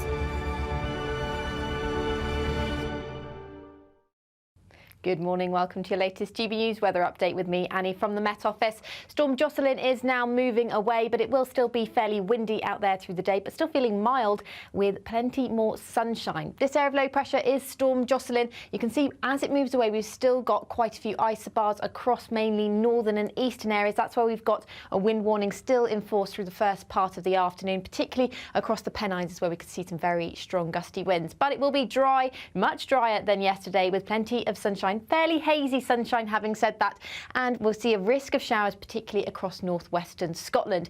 In the south and west, they will see clouds start to build through this afternoon. That will bring in some milder temperatures as well. We'll see that cloud thicken across the southwest, pushing northwards throughout tonight. Ahead of it, it should stay clear and dry, particularly across the north and east of England and Scotland. And here we could see some mist and fog, low cloud over the hills, but also a touch of frost, as it will be a chillier night here than recently. However, elsewhere, a different story. Another very mild night, but it will be a cloudy and damp night, and that sets us up for Thursday. A much cloudier day, drizzly rain coming in, particularly across western areas over the hills of Wales, as well as Scotland and northern England through the day. So quite a lot of cloud and drizzly rain, but it will be on the milder side of things once again, potentially highs of 13 or 14 degrees, which is fairly high for the time of year. Have a great day. That warm feeling inside from Boxed Boilers, sponsors of weather on GB News. Now, what makes a great cup of tea? Not Bev Turner, because she's never made me one. You won't believe what the Americans think you've got to put in tea. We're going to be conducting the experiment live on this channel, so don't miss it. GB News is Britain's news channel, and now you can support it. All you have to do is scan that QR code that's up on your screen right now, or you can go to gbnews.com/support and become a GB News member. You'll have fantastic benefits. We're also going to organise special events where you as GB News members can meet the presenters, the on-screen faces. Scan the QR code or go to gbnews.com/support. Thank you so much. Big news, big debates, big opinion. Patrick Christie's Tonight is the week's biggest show. Every weekday, 9 to 11 p.m, we've got the inside track on the day's top stories. There'll be sharp takes you won't get anywhere else. We will set the news agenda, not just follow it, and I want to bring you along for the ride. Whatever it is, we'll have our finger on the pulse. It's news, but it's this close to entertainment. Patrick Christie's Tonight, 9 to 11 p.m, only on GB News, the People's Channel, Britain's news channel. Now then, Lee Anderson here. Join me on GB News on my show, The Real World, every Friday at 7 p.m. I'm not eating bloody cat. Are you Delicious. mental? Open your mouth. OK, here comes a train. Reminds me of the scene in Singing in the Rain. Adam, is that a good one? Whoa! Join me at 7 on GB News, Britain's news channel. I'm Andrew Doyle. Join me at 7 o'clock every Sunday night for Free Speech Nation, the show where I tackle the week's biggest stories in politics and current affairs with the help of my two comedian panellists and a variety of special guests. Free Speech Nation, Sunday nights from 7 on GB News, the People's Channel, Britain's news channel. When the news happens, it happens here. And really important breaking news. Breaking news this morning. On TV, radio and online, the news starts here on Britain's Newsroom. All the biggest stories and the answers that you need from across the UK and beyond. Join Britain's Newsroom from 9:30 on GB News. The People's Channel, Britain's news channel. Wake up to the headlines with Headliners every morning at 5 a.m. We treat you to the day's biggest stories before anyone else, 7 days a week. You can catch up on everything you need to know before you've even had your kippers. Headliners every morning at 5 a.m, only on GB News, the People's Channel, Britain's news channel. Every Sunday from 11, join Michael Portillo. There will be topical discussion, looking at the week before and the week to come. So kick back and relax at 11 a.m. on Sundays on GB News with me, Michael Portillo. GB News, the People's Channel, Britain's news channel. I'm Michelle Dewberry, and I'm not here to tell you what to think. I'd much rather hear what you have to say. So, send in your opinions to gbviews@gbnews.com. Keep them clean, and you never know, I might read them out. With my panel here on Jubes & Co, we debate, we get stuck into the issues of the day on a show where all views are welcome, especially yours. GB News, the People's Channel, Britain's news channel. Have a great Saturday night with me, Leo Curse, on the Saturday Night Showdown. It's a crazy world out there, so come and make fun of it with me, my panel of comedians, and a couple of people who actually know what they're talking about. This Saturday Night Showdown is your front row ticket to the clown show every Saturday, only on GB News, the People's Channel, Britain's news channel.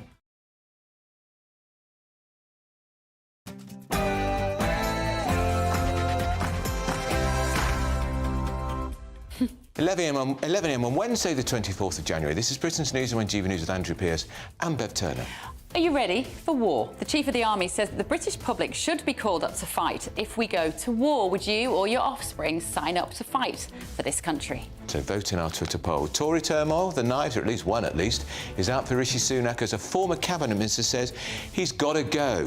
Our political correspondent Olivia Utley has more. Another headache for Rishi Sunak as one senior Tory MP calls for his resignation. But is anyone actually behind Sir Simon Clarke? And triumph for Trump. Donald Trump sailed to victory in New Hampshire overnight, comfortably beating rival Nikki Haley and possibly setting a rematch with Joe Biden. Nigel Farage gave us his reaction earlier. And family spa demolition. The clear-out has begun on the late Captain Tom Moore's luxury complex after his daughter was ordered to knock down that spa by February the 7th. Our reporter, Jack Carson, he's there. Yeah, well, of course, they lost that court case, didn't they, in October to try and save this spa. And with no appeal and workmen seen arriving at this property, the spa could be demolished within days. I'll have the latest.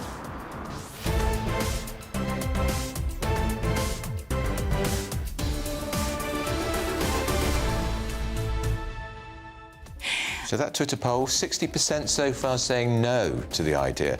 I'm surprised there's 40% are saying yes, they would go and fight for this country. I just wonder if this is about potentially fighting war against Russia. I suspect the poll would be different if it was Russia was about to invade us. Maybe. Yes. That would be interesting. Let's just hope this doesn't happen. This is all completely hypothetical. And if you are a teenager off school this morning because you've got a sore throat, don't panic. This isn't imminent. That is a conversation I'm going to have with my kids tonight.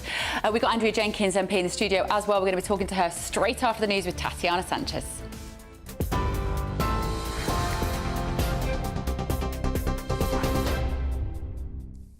Bev, thank you very much. 2 minutes past 11, your top stories from the GB Newsroom. A former cabinet minister is calling on Rishi Sunak to resign, prompting warnings against what he's calling divisive self-indulgence from senior party figures. Writing in today's Daily Telegraph, Sir Simon Clarke says the Tories will face a massacre at the next election unless there's a change of leadership.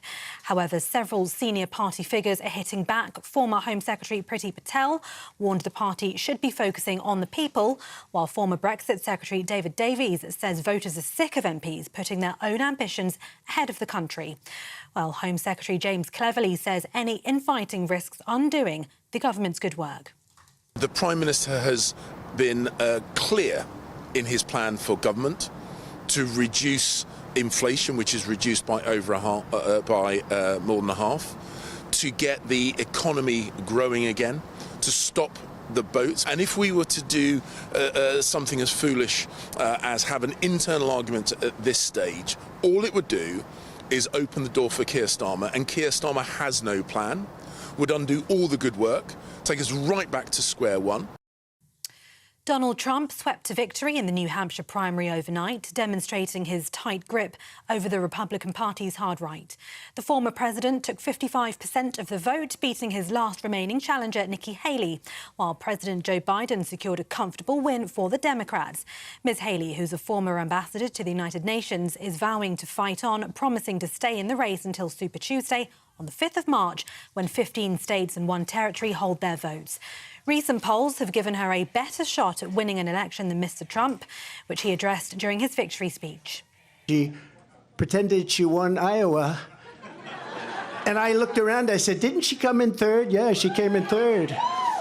And then I looked at the polls. She was talking about most winnability, who's going to win, and I had one put up. I don't know if you see it, but I have one put up. We've won almost every single poll in the last 3 months against crooked Joe Biden, almost every poll. And she doesn't win those polls. And she doesn't win those. This is not your typical victory speech, but let's not have somebody take a victory when she had a very bad night. Mail deliveries on Saturdays could be axed after Ofcom set out a series of possible reforms to the postal service. The regulator says cutting Royal Mail's 6-day-a-week service to 5 or even possibly 3 days are among the options to be considered. It would require the law to be changed, but Postal Affairs Minister Kevin Hollinrake dismissed the idea, describing Saturday's deliveries as sacrosanct. Other options include slowing down deliveries, with most letters taking 3 or more days to arrive. But the Communication Workers Union says that would destroy Royal Mail. MPs will debate the UK's military action against Houthi rebels in Yemen as the Prime Minister flags further airstrikes if the attacks on commercial ships continue. Rishi Sunak resisted calls to allow for a vote in the Commons today after a second joint strike was carried out with the US. But MPs will still be able to express their views on Britain's involvement in the defensive action. A Russian military transport plane has crashed near the Ukrainian border.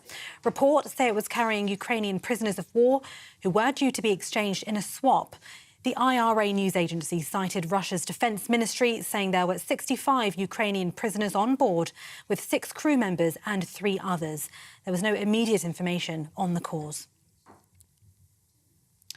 Storm Jocelyn's brought fresh travel disruption to the UK just days after Storm Isha killed 2 people.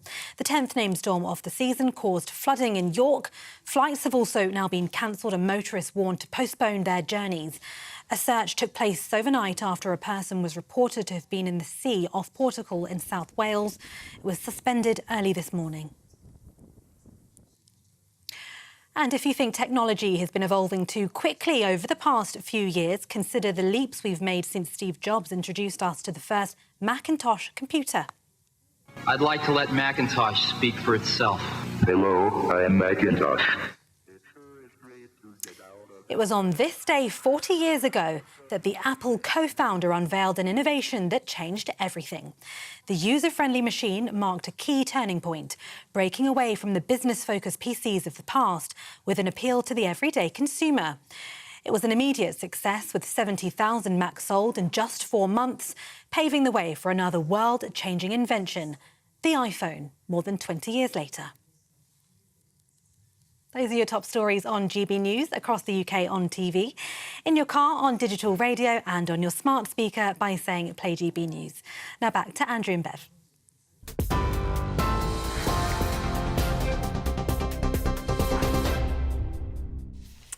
Right, very good morning, 11:07. Thank you for joining us. Right, you've been getting in touch at home because of this headline about the Army Chief saying that the public would face a call-up for war if the UK goes to war with... He's saying Russia, isn't he? But, I mean, you could probably pick a country. It could be China, it could be North Korea.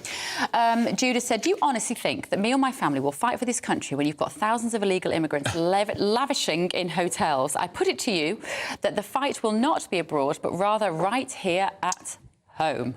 Well, a lot of people have made the point if we can't defend the channel from illegal migrants crossing the channel, how are we going to defend, how are we going to expect people to go and fight against Russia, which is a superpower and a nuclear power, by the way? Pauline says, why would anyone want to fight for this country? If I had children, I'd be saying, don't do it. Look at the state of it. Welcome to broken Britain. Paul said there was a time when there would be pride in serving. And Sandra has said, yes, absolutely, bring back national service, give youngsters confidence and a sense of belonging as well as skills. And God forbid, we should need to protect ourselves. I'm actually on board with that. And 7 or 8 countries in Europe have national service, including Italy and Cyprus. Yeah. I think Greece does too. Yeah. Bobby says nobody wants to fight for wokeism, vaccines, globalism or the status quo. Well done for sliding that in there, Bobby. She wrote that. You know she wrote that. That is not Bobby, that's Bev. I'm with you, Bobby. And Steve, I feel a sense of national pride. I fought in the Falklands at the age of 20 and I'd fight again. I know a few of my colleagues would feel the same, but we are from a different generation. Well, and today on Britain's Newsroom, we are doing a poll, which you can do on our Twitter poll. We're asking, would you go and fight for your country? If not, why not? So far, 62% say you would not. We'll get the poll results after 11:30. Now, we've got in the studio is the very senior Tory MP, Dame Andrew Jenkins, because one of your colleagues, Simon Clarke, has said he's got to go. You were first. Yes. Because you told us, you put in a letter saying Rishi's got to go. He's saying the Tories are being led into what he calls a massacre. Oh, completely. And did you see the Telegraph polling as well? Of course. Which actually says if we get a different leader, we stand a chance. With Tory values? Yes, with Tory values. Well, you'd win. That's what that poll said. Completely we would.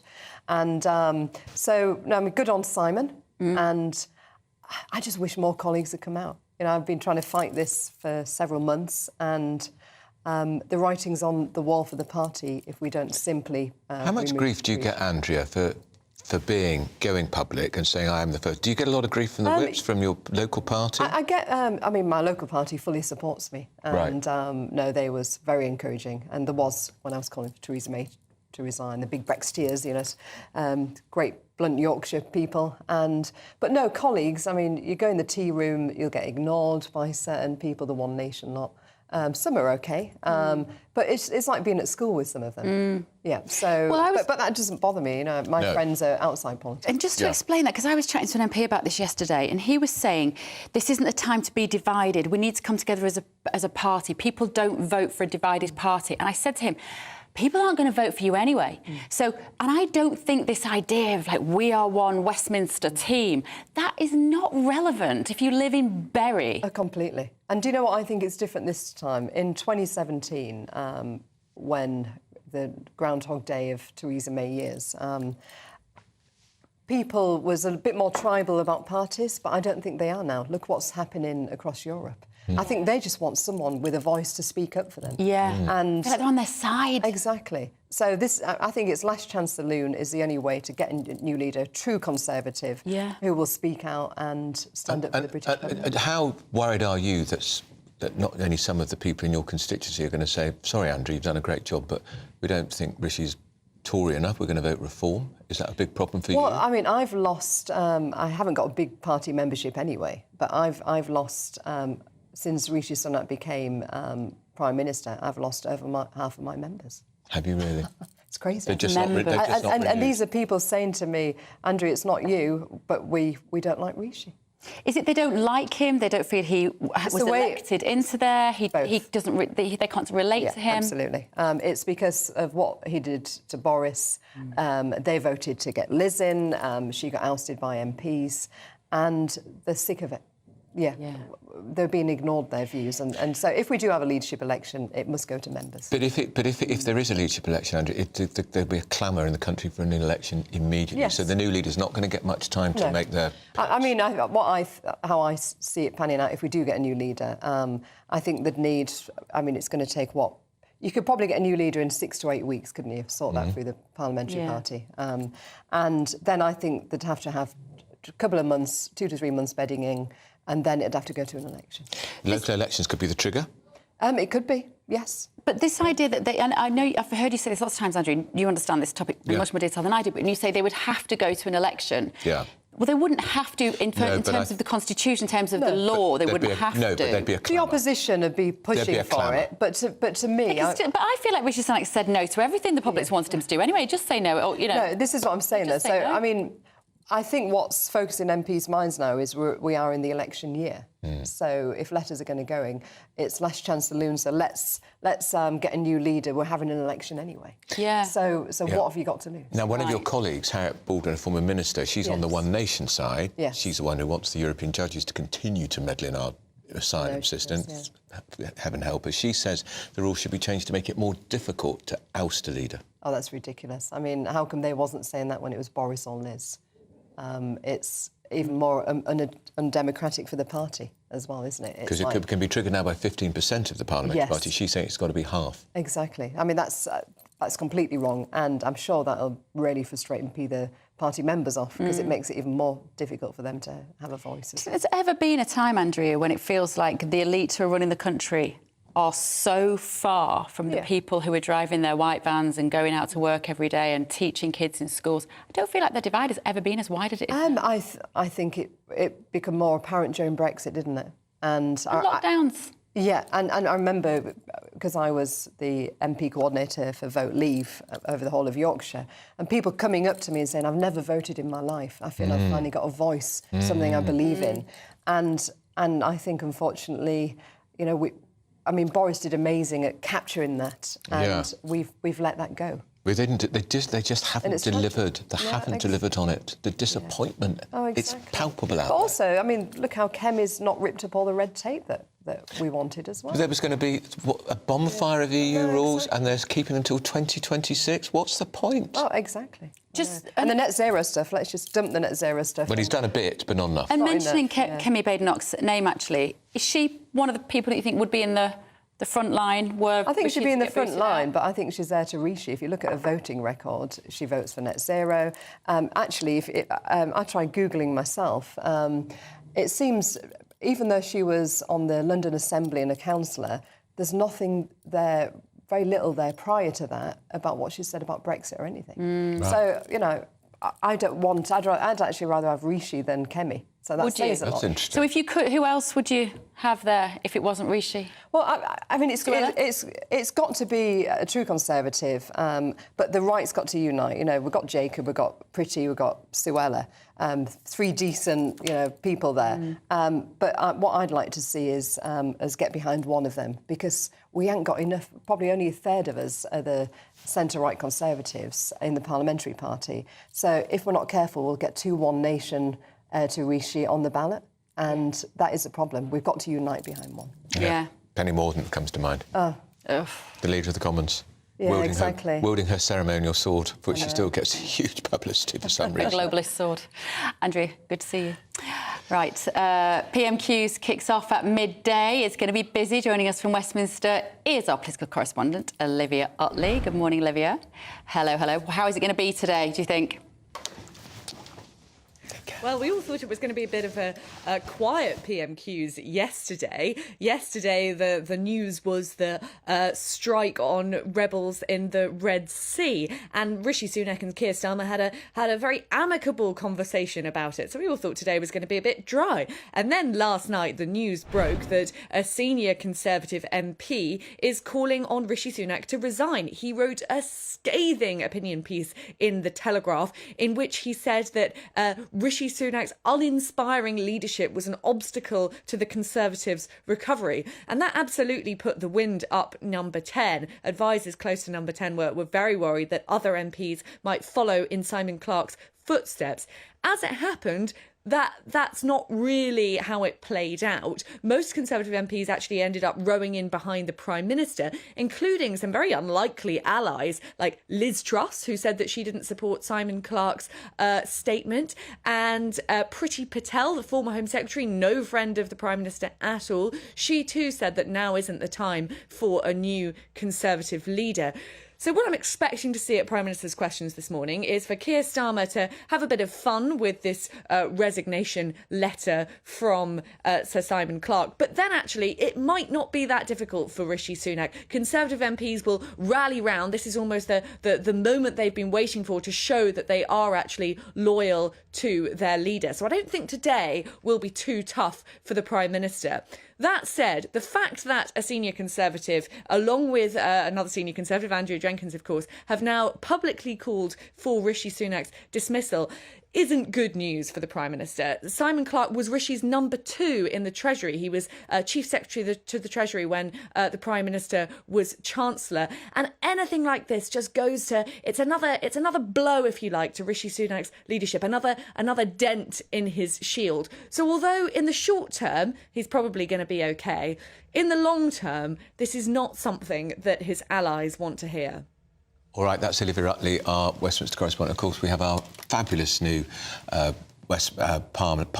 Minister's Questions programme with Chris Hope, our political editor, and Gloria De Piero. So stay tuned for that. Still to come this morning, family spa demolition. The clear-out has begun on Captain Tom Moore's family's luxury complex after they were ordered to knock it down by February 7th. If you remember, he raised all that money for the NHS.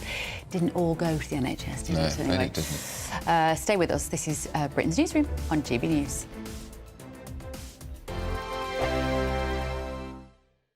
I'm Christopher Hope. And I'm Gloria Di Piero, bringing you PMQs live here on GB News. Every Wednesday, we'll bring you live coverage of Prime Minister's questions when Rishi Sunak and Sir Keir Starmer go head-to-head in the House of Commons. We'll be asking our viewers and listeners to submit the questions that they would like to put to the Prime Minister, and we'll put that to our panel of top politicians in our Westminster studio. That's PMQs live here on GB News, Britain's election channel.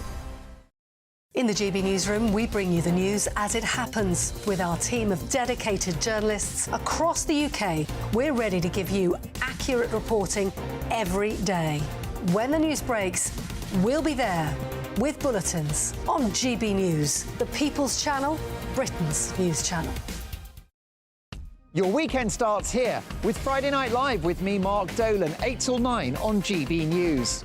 Big stories, big guests and big laughs as we get you ready for a cracking weekend. That's Friday Night Live with Mark Dolan. Fridays 8 till 9 on GB News. Bring your own drinks. The admission's free. Good afternoon, Britain. Good afternoon, Britain. Join us, Tom and Emily, To find out what's happening in the heart of Westminster. and why it matters to you. Weekdays from midday, we bring you the most compelling stories from across the United Kingdom. And from your doorstep to our inbox. That's right, we want to hear from you. GB News, Britain's news channel. Big news, big debates, big opinion. Patrick Christie's Tonight is the week's biggest show. Every weekday, 9 to 11 p.m, we've got the inside track on the day's top stories. There'll be sharp takes you won't get anywhere else. We will set the news agenda, not just follow it, and I want to bring you along for the ride. Whatever it is, we'll have our finger on the pulse. It's news, but it's this close to entertainment. Patrick Christie's Tonight, 9 to 11 p.m, only on GB News, the People's Channel, Britain's news channel. GB News is Britain's news channel, and now you can support it. All you have to do is scan that QR code that's up on your screen right now, or you can go to gbnews.com/support and become a GB News member. You'll have fantastic benefits. We're also going to organise special events where you as GB News members can meet the presenters, the on-screen faces. Scan the QR code or go to gbnews.com/support. Thank you so much. Join us every night on GB News at 11 p.m. for Headliners, which is 3 top comedians going through the next day's news stories, which is exactly what you need, because when the establishment has gone crazy, you need some craziness to make sense of it. Headliners. You don't have to bother reading the newspaper. We've got it covered for you. Every night at 11 p.m. and repeated every morning at 5 a.m. We won't send you to sleep like some of the other paper review shows out there. So join us 11 p.m. every night on GB News, the People's Channel, Britain's news channel. I'm Michelle Dewberry, and I'm not here to tell you what to think. I'd much rather hear what you have to say. So, send in your opinions to gbviews@gbnews.com. Keep them clean, and you never know, I might read them out. With my panel here on Jubes & Co, we debate, we get stuck into the issues of the day on a show where all views are welcome, especially yours. GB News, the People's Channel, Britain's news channel.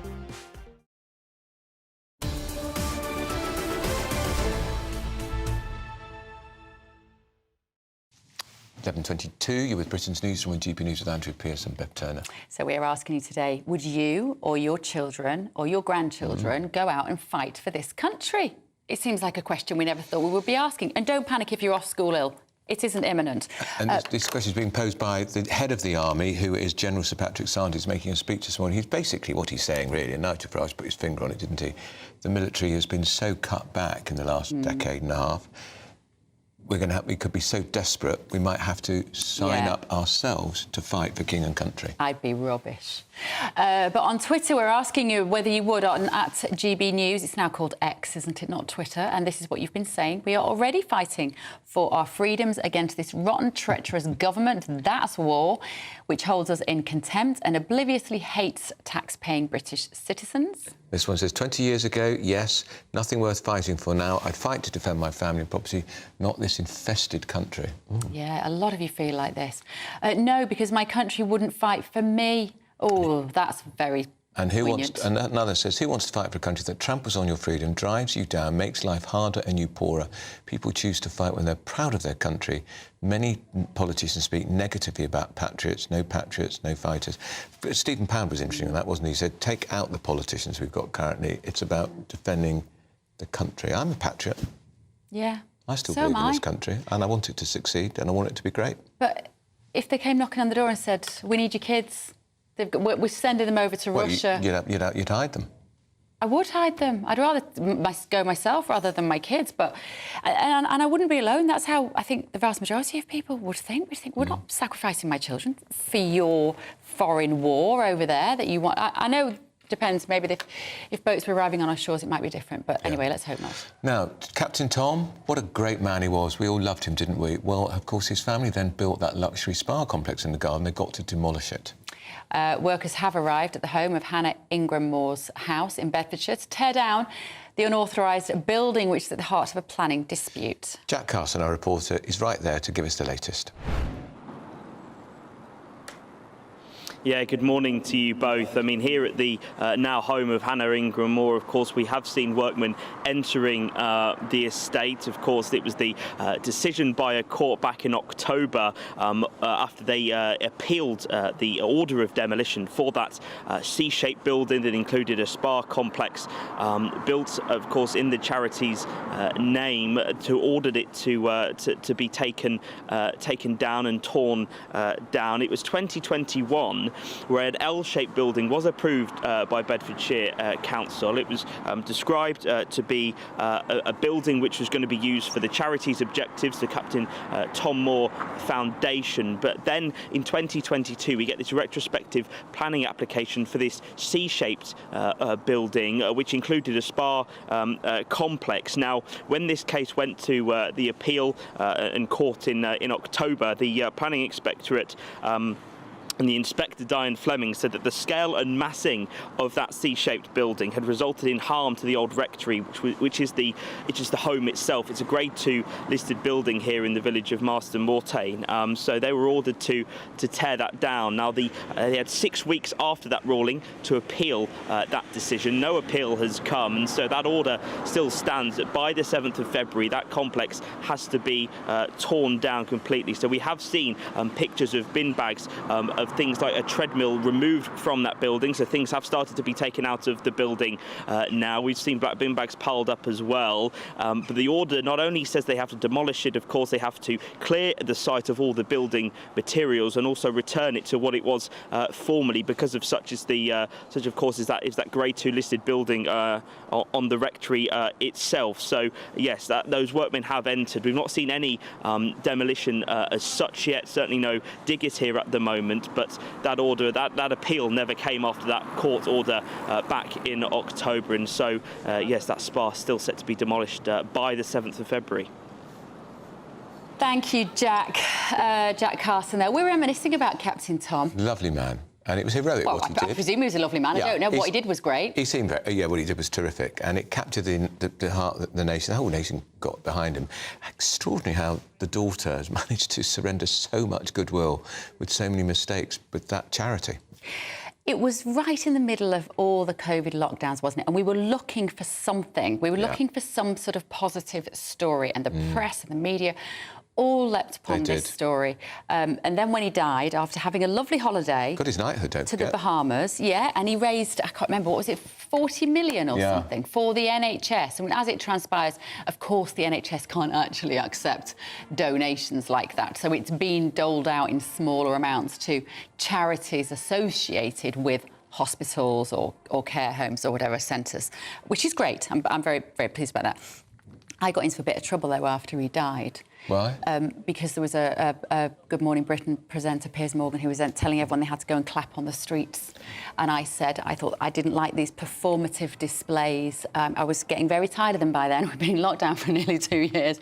I didn't like the idea that you weren't a good person if you didn't go and clap on your doorstep. I said I will happily, in my memory, pay tribute to him, think about him at dinner, but I don't want to go, and he blocked me on Twitter. Oh, did he? Yeah, I did. Oh, very interesting. Well, I mean, we're just looking now. If you're listening on the radio, we've just got the image of the Queen knighting him, which was at Windsor Castle. Well, he made it to 100, didn't he? I think so. Yeah. That time's all a bit of a blur No, for me, don't to forget, be you've honest. still got time to vote in our poll, because we're going to release the results after. I think we're at 62%. Oh, in fact, we've already got the final results. This is the poll on whether you would sign up for King and Country to fight for your country. So this follows on the speech of General Sir Patrick Sanders, who is the head of the army. 62% of you say no, you wouldn't fight for your country, which I think is a reflection on the fact that people don't feel the country loves them particularly, and they don't feel very patriotic, and I think that's very sad. Yeah, and it was that tweet just before that said, I feel like this country wouldn't fight for me. Yeah, 37.6% So why should I fight for this say country? they would fight for the country. And interesting if we'd polled teenagers, Bev, exclusively, I think the figure would have probably been 90% no. They wouldn't even understand the question. I mean, this is the generation who say, why would you pay a licence fee for a channel you don't watch? Like, why would I go and fight and for if they something do I don't watch, care if they about? watch a programme, they don't watch it on a television set, that's for sure. They watch it on their gadget. Absolutely. Their phone, their device. But you've been very busy with this show this morning. Thank you for getting involved in our Twitter poll and all of our emails. Still to come, triumph for Trump. Donald Trump sailed to victory in New Hampshire overnight. That was the big Liberal state, comfortably beating the rival Nikki Haley. Looks to us like he's on his way, but he's certainly to the nomination. Is he going to be back in the White House? We're going to speak to the man who literally wrote the book on why he thinks that is a very, very bad idea for the United States. See you soon.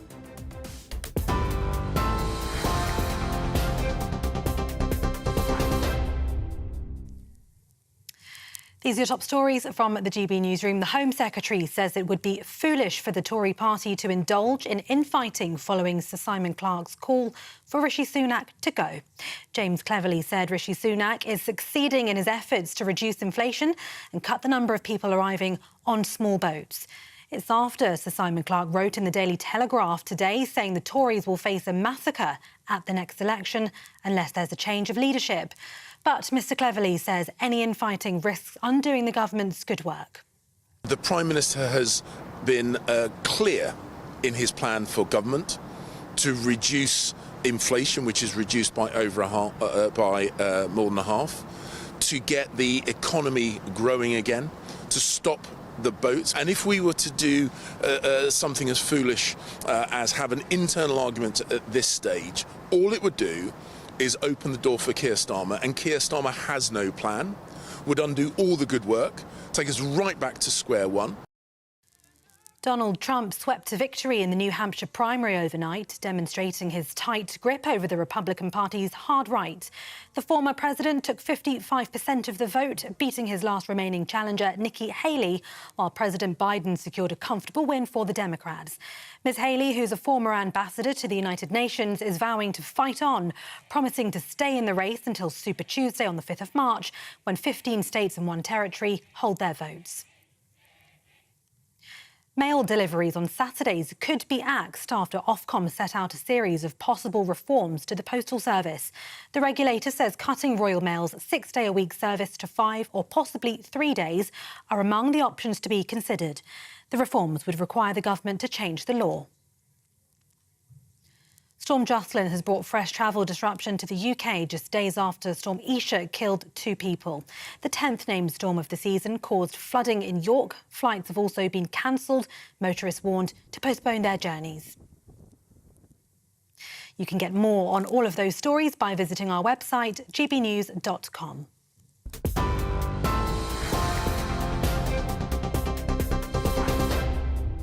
For exclusive, limited edition and rare gold coins that are always newsworthy, Rosalind Gold proudly sponsors the GB News Financial Report. Here's a quick snapshot of today's markets. The pound will buy you $1.2749 and 1.1700 euros. The price of gold is £1,594 and 12 pence per ounce, and the FTSE 100 is at 7,508 points. Rosalind Gold proudly sponsors the GB News Financial Report. Still to come this morning, the perfect cup of tea. We go through quite a lot as we're sat here every morning. According to the Americans, it should contain one extra ingredient, quite an odd ingredient, not what you or I would necessarily put in our tea. We're going to carry out an experiment next. Don't go anywhere. You're with Britain's Newsroom on GB News.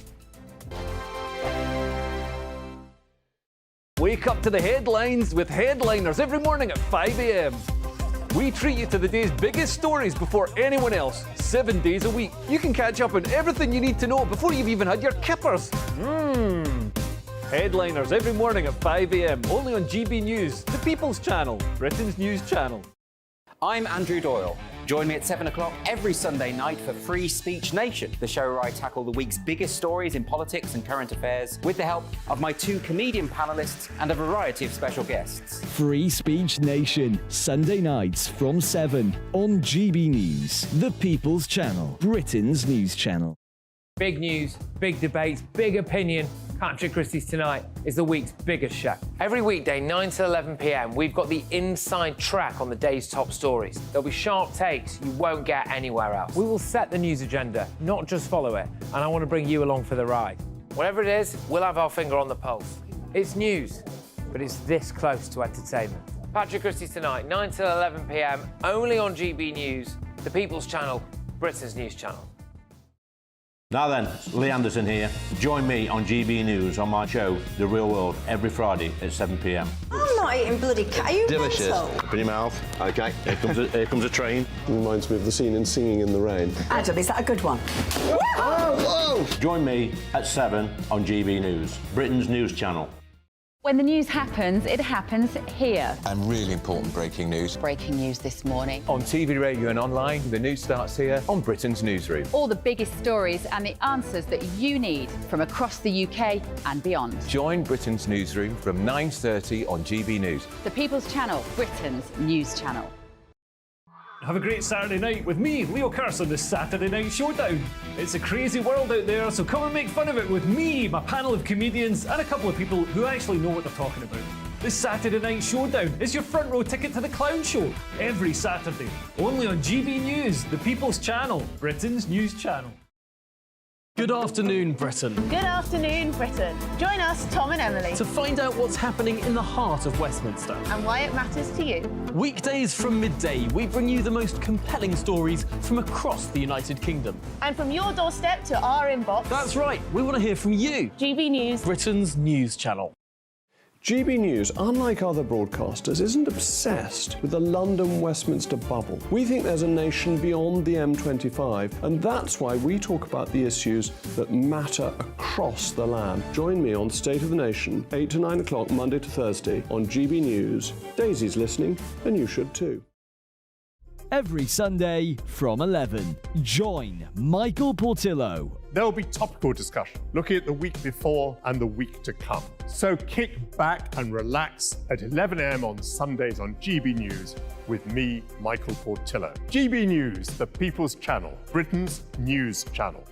When the news happens, it happens here. And really important breaking news. Breaking news this morning. On TV, radio and online, the news starts here on Britain's Newsroom. All the biggest stories and the answers that you need from across the UK and beyond. Join Britain's Newsroom from 9:30 on GB News. The People's Channel, Britain's news channel.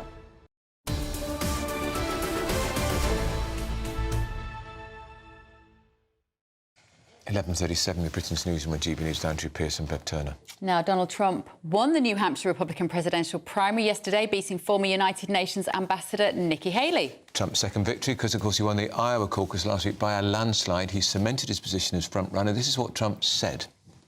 You know, we won New Hampshire 3 times now. Three.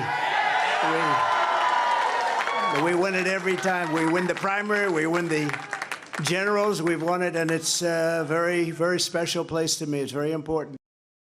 And that gentleman in the background is Tim Scott, who rumours are, if rumours are to be believed, will be the running mate and potential vice president. Well, joining us now is Richard Painter, who was chief White House ethics lawyer under George W. Bush and wrote a book calling Trump the American Nero. Why do you call him that? What does that mean? Because he's a fiddler. Well, Donald Trump doesn't understand democracy and how we choose a president in a representative democracy. He views himself as a leader, the everyone ought to adore, and that he's always the winner. He still thinks he won the 2020 election, and he lost the 2020 election by 8 million votes. And he led his followers to believe that he had won the election, and he sought to overturn the results, and that resulted in insurrection. Now, I called him the American Nero long before the 2020 election and the insurrection of January 6th of 2021, because he had these authoritarian tendencies all along. Richard, I would love to see the Republican Party choose a candidate for president, preferably Nikki Haley, who is committed to conservative values, but is also committed to our representative democracy, and a president who is not above the law. Donald Trump now has been criminally charged in 4 separate indictments. He has been criminally charged, of course he has, but he hasn't actually been charged with anything relating to the insurrection. He hasn't been found guilty of anything relating to an insurrection. Well, he has been charged in connection with the attempt to overturn the election in but that's different. Georgia. That's different. That's not inciting an insurrection. No, this is from November of 2020 all the way through January of 2021. Donald Trump sought to overturn the election. On January 6th of 2021, he continued to put pressure on the Vice President of the United States to overturn the results. He put an enormous amount of pressure on the Justice Department to declare the election invalid, and he called on the crowd to descend on the Capitol. I know there's a debate about exactly what he said to that crowd and whether he encouraged violence, but the pattern over those 2 months displayed a clear contempt for the system we have in the United States of choosing a president, and there was a clear winner in 2020. And he needed to acknowledge that. And that's how a representative democracy works. But Richard, the Republican voters in these primaries know all this, and they're voting him in huge numbers because he's managed to portray himself as a victim of the establishment. To stitch up the election was his, and all the criminal charges, all the indictments are all part of the Democratic establishment stitch up. And it's winning him support, not going the other way. Well, right now in the primaries, yes, but it's a small percentage of Americans who vote in the primaries compared with the general election. And unfortunately, we've seen a polarization of our 2 political parties. And we see some hard left voters show out for the Democratic primaries who will believe anything that the far left tells them. We see far right people show up for the Republican parties, and it's the same thing. What you end up with is an election where a lot of the voters are dissatisfied with the alternatives come November when this happens. And unfortunately, yes, we have seen a polarization of our parties where ideology is more important to a lot of voters than the fundamental principles of a representative democracy that our Constitution is based on. But ideology is important, because that's what a lot of people will vote on, their ideology, and you can't deny it. It's almost extraordinary that we're having this conversation again. Trump represents something to these people, the people that Hillary Clinton called the basket of deplorables. There is a gap in these people's lives that they feel that Donald Trump will fill, and they feel that he listens to them and he represents them. That's impossible to deny. It is, and you're going to find that on the left too. You're going to find people who think they have their hero, and whoever it is, that they're willing to ignore the serious flaws in a candidate. But once again, these are the people who vote in the primaries. The hard right of the Republican Party, a lot on the left of the Democratic Party, and then comes the general election. And most people in this country are in the middle. Alienated from our system, yes, because our system is about money and politics, and money decides who wins the nominations of the major political parties. But I'm not sure that a billionaire businessman from New York, who has been criminally charged with fraud in New York, whether he stands for the ordinary American. So this is going to be a very, very difficult election year in which we have a lot of very dissatisfied voters in the general election, because that's a very different group of people who will be making the decision in November than we have in the 2 political parties. in these primaries. OK, thank you very much. Great to talk to you. Richard Painter there, who was chief White House ethics lawyer under George W. Bush. And he called Trump the American Nero. Really interesting. You were huffing and puffing, Stephen Pound, over there, former Labour MP, about the idea of Trump. It worries the hell out of me. I mean, the man sows the seeds of chaos wherever he goes. He does. Look, here's the interesting thing. There hasn't really been an interventionist American president since, well, not on the Roosevelt, Johnson style, in recent times. The American economy is actually doing very well indeed at the moment. Unemployment did very well under Trump. Yeah, well, it did indeed. We actually import more energy now from the United States than we do from the Gulf states. So the economy is actually doing very, very well indeed. So there's a certain theory that says it doesn't matter, who's in Capitol Hill, because America has a dynamism of its own. However, what really worries me about Trump is he is ultimately the most divisive politician I can see on the world stage today, except maybe Kim Jong-un. How do you explain? I just totally disagree.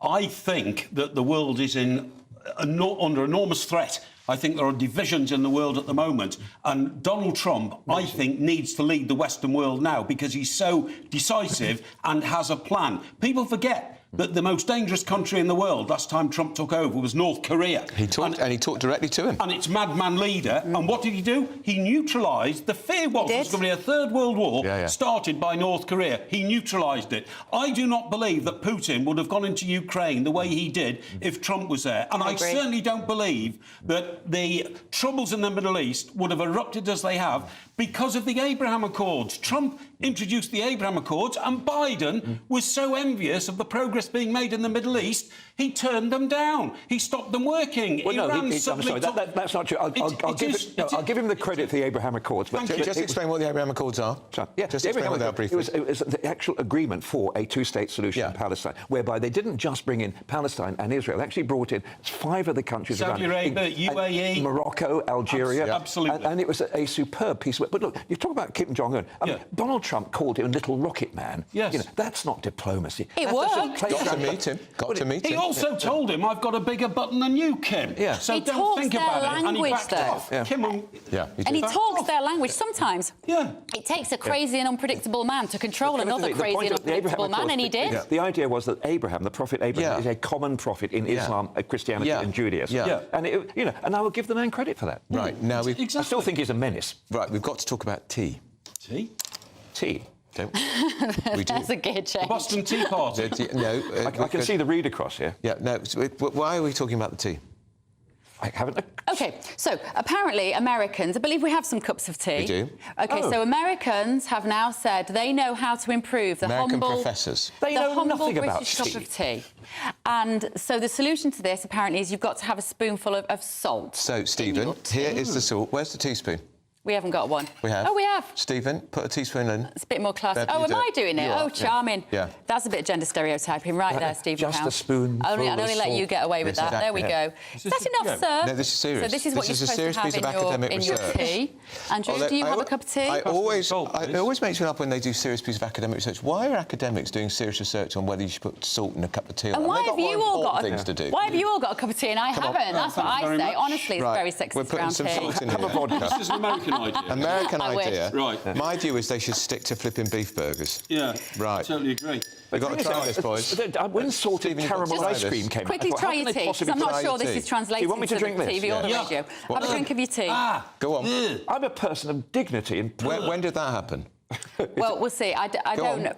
Apparently, like I think seawater. It's like seawater. It's foul. Is it really? Oh, God, it's disgusting. Go on, let me see you try it. Andrew, Come on, look. Andrew, get your lips round. I don't mind sharing a Andrew, get some of that down your throat. I'm not having any. Do you know how little the Americans know about tea? Horrible. They don't have electric kettles in America. You cannot buy an electric kettle in America 240. because everybody drinks coffee. Of course they do. They have a coffee percolator. That's why there's no 240 volts. As fascinating as that was, can we just move on to the next story? OK. That is absolutely disgusting. Harry and Meghan are in Jamaica doing what? What are they doing, Mike, in Jamaica? Probably not drinking They're trying to fill up the time with something because they haven't got anything to do, because they've got no more relevance to the American people, so they've shot off to, where is it, Jamaica, right, where already... No, she went of her own accord. Yeah, but already they're rubbing shoulders with Jamaican politicians who've pledged to break away from the United Kingdom altogether. They don't want King Charles. They don't want the king as the head of state. But this is the Jamaican minister for King's going to hospital, by the way. This is the very week the king is going into hospital. I know. His son is consorting with and Kate Middleton as well. But they want to end it. This politician, she's the Minister for Legal and Constitutional Affairs. We have much to learn from Jamaica when it comes to actually legal affairs and quiet life. But look, I mean, I have to say, once every 3 years, I agree with Mike Parry on something. Yes. And I think on this particular occasion, he's got damn all else to do with his time. I think he's actually the Commonwealth Youth Ambassador. Mike Parry or Prince Harry? No, he's the Commonwealth Youth Ambassador. Right. Prince Harry. No. Because they've gone to a movie premiere out there, haven't they, at the moment? I mean, is it the Bob Marley film, I bet you? It's Bob Marley film. Yeah, it had to be. I will muster the enthusiasm to find out. It is the Bob Marley film, yes, you're right. Yeah. And it's... It wasn't the most difficult question. Do you know, I'm... sorry. I just wanted to make sure I was correct on that. But I don't think the fact that they're there while the royals are having hospital treatment matters, do you? But why they could... And consulting with people it's so want to... insensitive. I mean, Bev, he went to that ridiculous aviation award the other night, right, and got an award for Heroes of Aviation. A co-pilot. A legend of aviation. A legend of aviation. And Elon Musk's fiancée also got an award for being legend of aviation because she's flown a helicopter, right? No, it's a and joke. he didn't once mention when he had the chance on the world public stage to wish his father the very best. Or his sister-in-law. Or his sister-in-law the very best when they're suffering health problems. Fergie wrote a book, didn't she, called Budgie the Helicopter? On that basis, she'll be a hero of aviation. But of course, the timing is everything, isn't it? Couldn't you have just said, very nice, but I'll come to Jamaica another time, not the week my father is going into hospital. We don't know how serious it is, and these politicians it's like Clement Attlee's famous monarchy. Remember Clement Attlee said, a period of silence on your part would be greatly appreciated. A long period. But his dad's not on his deathbed. He's having his prostate sorted out. You probably all do with getting your prostate sorted out. They seem very reluctant to leave their California mansion at the moment. If they're going to leave and travel abroad, why didn't they come here and make some approaches to the royal family? This would have been a perfect opportunity to have had some bridge building going on. Instead of which they push off to Jamaica because the son and it's somewhere else they've conquered as a celebrity. It's nonsense. Well, they're building their own brand, aren't they? They're free to do that now. I think their brand is in real trouble. 100%, but they're trying. Jamaica could well follow Barbados. Barbados has left the Commonwealth. It has. In Barbados, we call it Little Britain. It's one of the most anglicised parts of the Caribbean. Jamaica, by contrast, is one of the most likely ones. Jamaica leaves, and then we get the domino effect. And then the irony Commonwealth is in real Stephen, danger. the irony is the King would have wanted Harry and Meghan to be big players in the Commonwealth. Gentlemen. And here they are consulting people who want to destroy it. As Her Majesty, the Queen. By the way, the Commonwealth is expanding. Shush, you lot. Right, I've got to move on. Still to come, Keir Starmer is taking... I've got to be strict with you today. He's taking on Rishi Sunak at PMQs. Stay with us for the build-up of that. Don't go anywhere. It's Britain's Newsroom. A brighter outlook with Box Solar, sponsors of weather on GB News.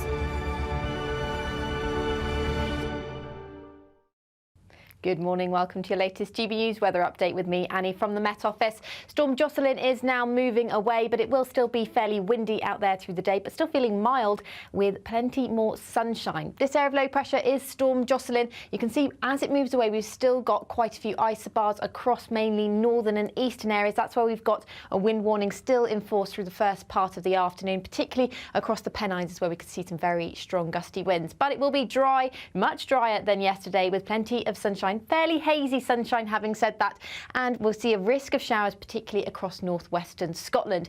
In the south and west, though, we'll see clouds start to build through this afternoon. That will bring in some milder temperatures as well. We'll see that cloud thicken across the southwest, pushing northwards throughout tonight. Ahead of it, it should stay clear and dry, particularly across the north and east of England and Scotland. And here we could see some mist and fog, low cloud over the hills, but also a touch of frost, as it will be a chillier night here than recently. However, elsewhere, a different story. Another very mild night, but it will be a cloudy and damp night, and that sets us up for Thursday. Much cloudier day, drizzly rain coming in, particularly across western areas over the hills of Wales, as well as Scotland and northern England through the day. So quite a lot of cloud and drizzly rain, but it will be on the milder side of things once again, potentially highs of 13 or 14 degrees, which is fairly high for the time of year. Have a great day. Looks like things are heating up. Boxed boilers, sponsors of weather on GB News.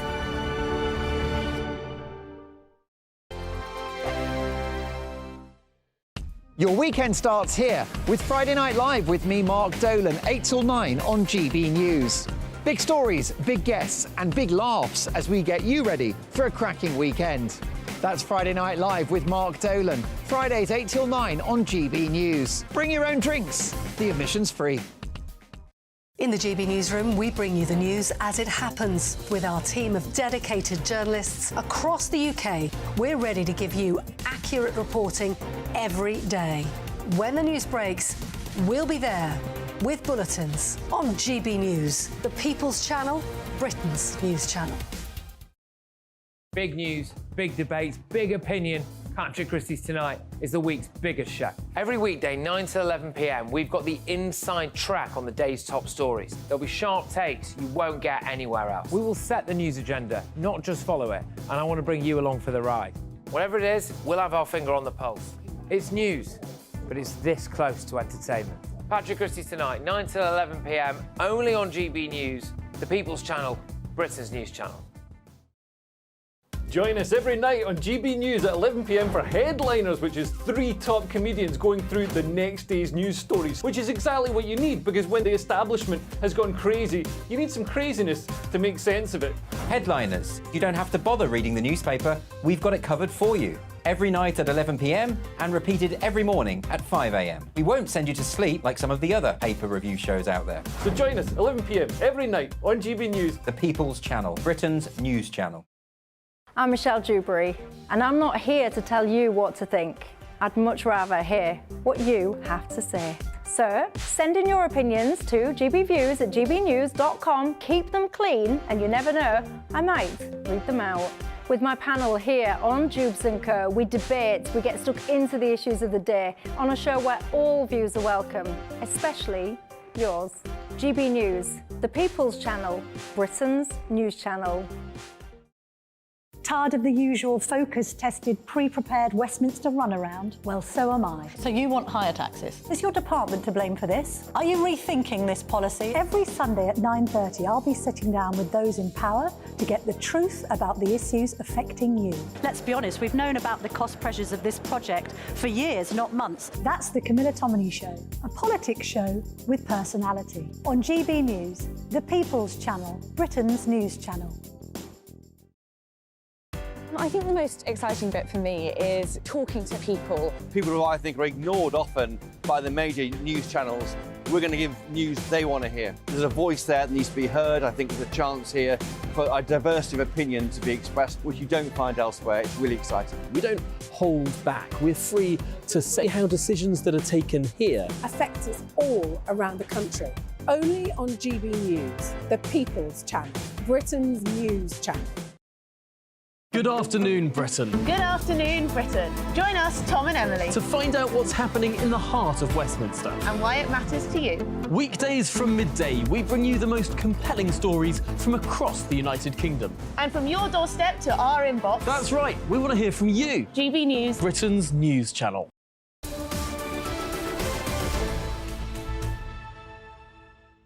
Well, we're going to our Westminster studio now to see Gloria De Piero and Chris Hope for Prime Minister's Questions Live. What a backdrop. Big day in the Tory party. More malcontent saying he's got to go. Well, Andrew, yeah, what a night. I mean, it came out of the clear blue sky for many of us last night, that article by Simon Clarke in The Telegraph saying that it's time for the PM to stand down. Then, of course, we had the circling of the wagons by Sir David Davis, Sir Liam Fox, Dame Priti Patel saying don't do it. There's rumours of maybe a resignation in the cabinet to set it all off. There's rumours I'm hearing of a 100-day Newt Gingrich-style replacement of the PM with a senior cabinet minister, and then an early election. I mean, you know, this party can't seem to help itself but start squabbling and plotting in real time. I don't think the public really care, though, about the squabbling. They just want to find that they've got politicians who represent their needs, are going to put the shopping in their trolley to be cheaper and help them pay their gas bill. Well, Bev, that's exactly the point of this show. We want to know what people are asking at home. That's why this PMQs show is different, because we put our listeners and our viewers' questions to our top panel of politicians to know, because we want to know what they would be asking the Prime Minister, or indeed a leader of the opposition today. And before we ask them, though, what are your questions, briefly, Andrew and Bev, for the Prime Minister? We've done our own poll today on Twitter following the intervention of the head of the army, Sir Patrick Sanders, saying we may have to be signed up to fight for king and country. Well, I'd ask the Prime Minister, would you want your children in a few years' time to go and fight for king and country? Great question. And I think I would want to ask him, given that all the polls suggest that all of those MPs that work so hard for you are going to lose their seats in the next election, shouldn't you do the decent thing and step aside and let a true Conservative lead the party? I think we know the answer to that. Oh, so you're a Clarkite then, are you, Bev? Yeah, I think I am with Clark. I'm also with. We had Dame Andrea Jenkins in here today, and the feeling being, if you know you've got a busted flush anyway, you might as well throw everything you've got at it in the dying moments and just try. You might as well roll the dice on your roulette board with somebody else, because otherwise, then what? Then they're just going to get obliterated. We'll be putting that to the government minister we have very shortly. But for now, thank you. And please do send us your questions. You've heard what Andrew and Bev want to ask. Email us gbviews@gbnews.com. But PMQs Live is on its way very soon indeed. Yes, this is GB News, Britain's election channel. PMQs Live starts right now.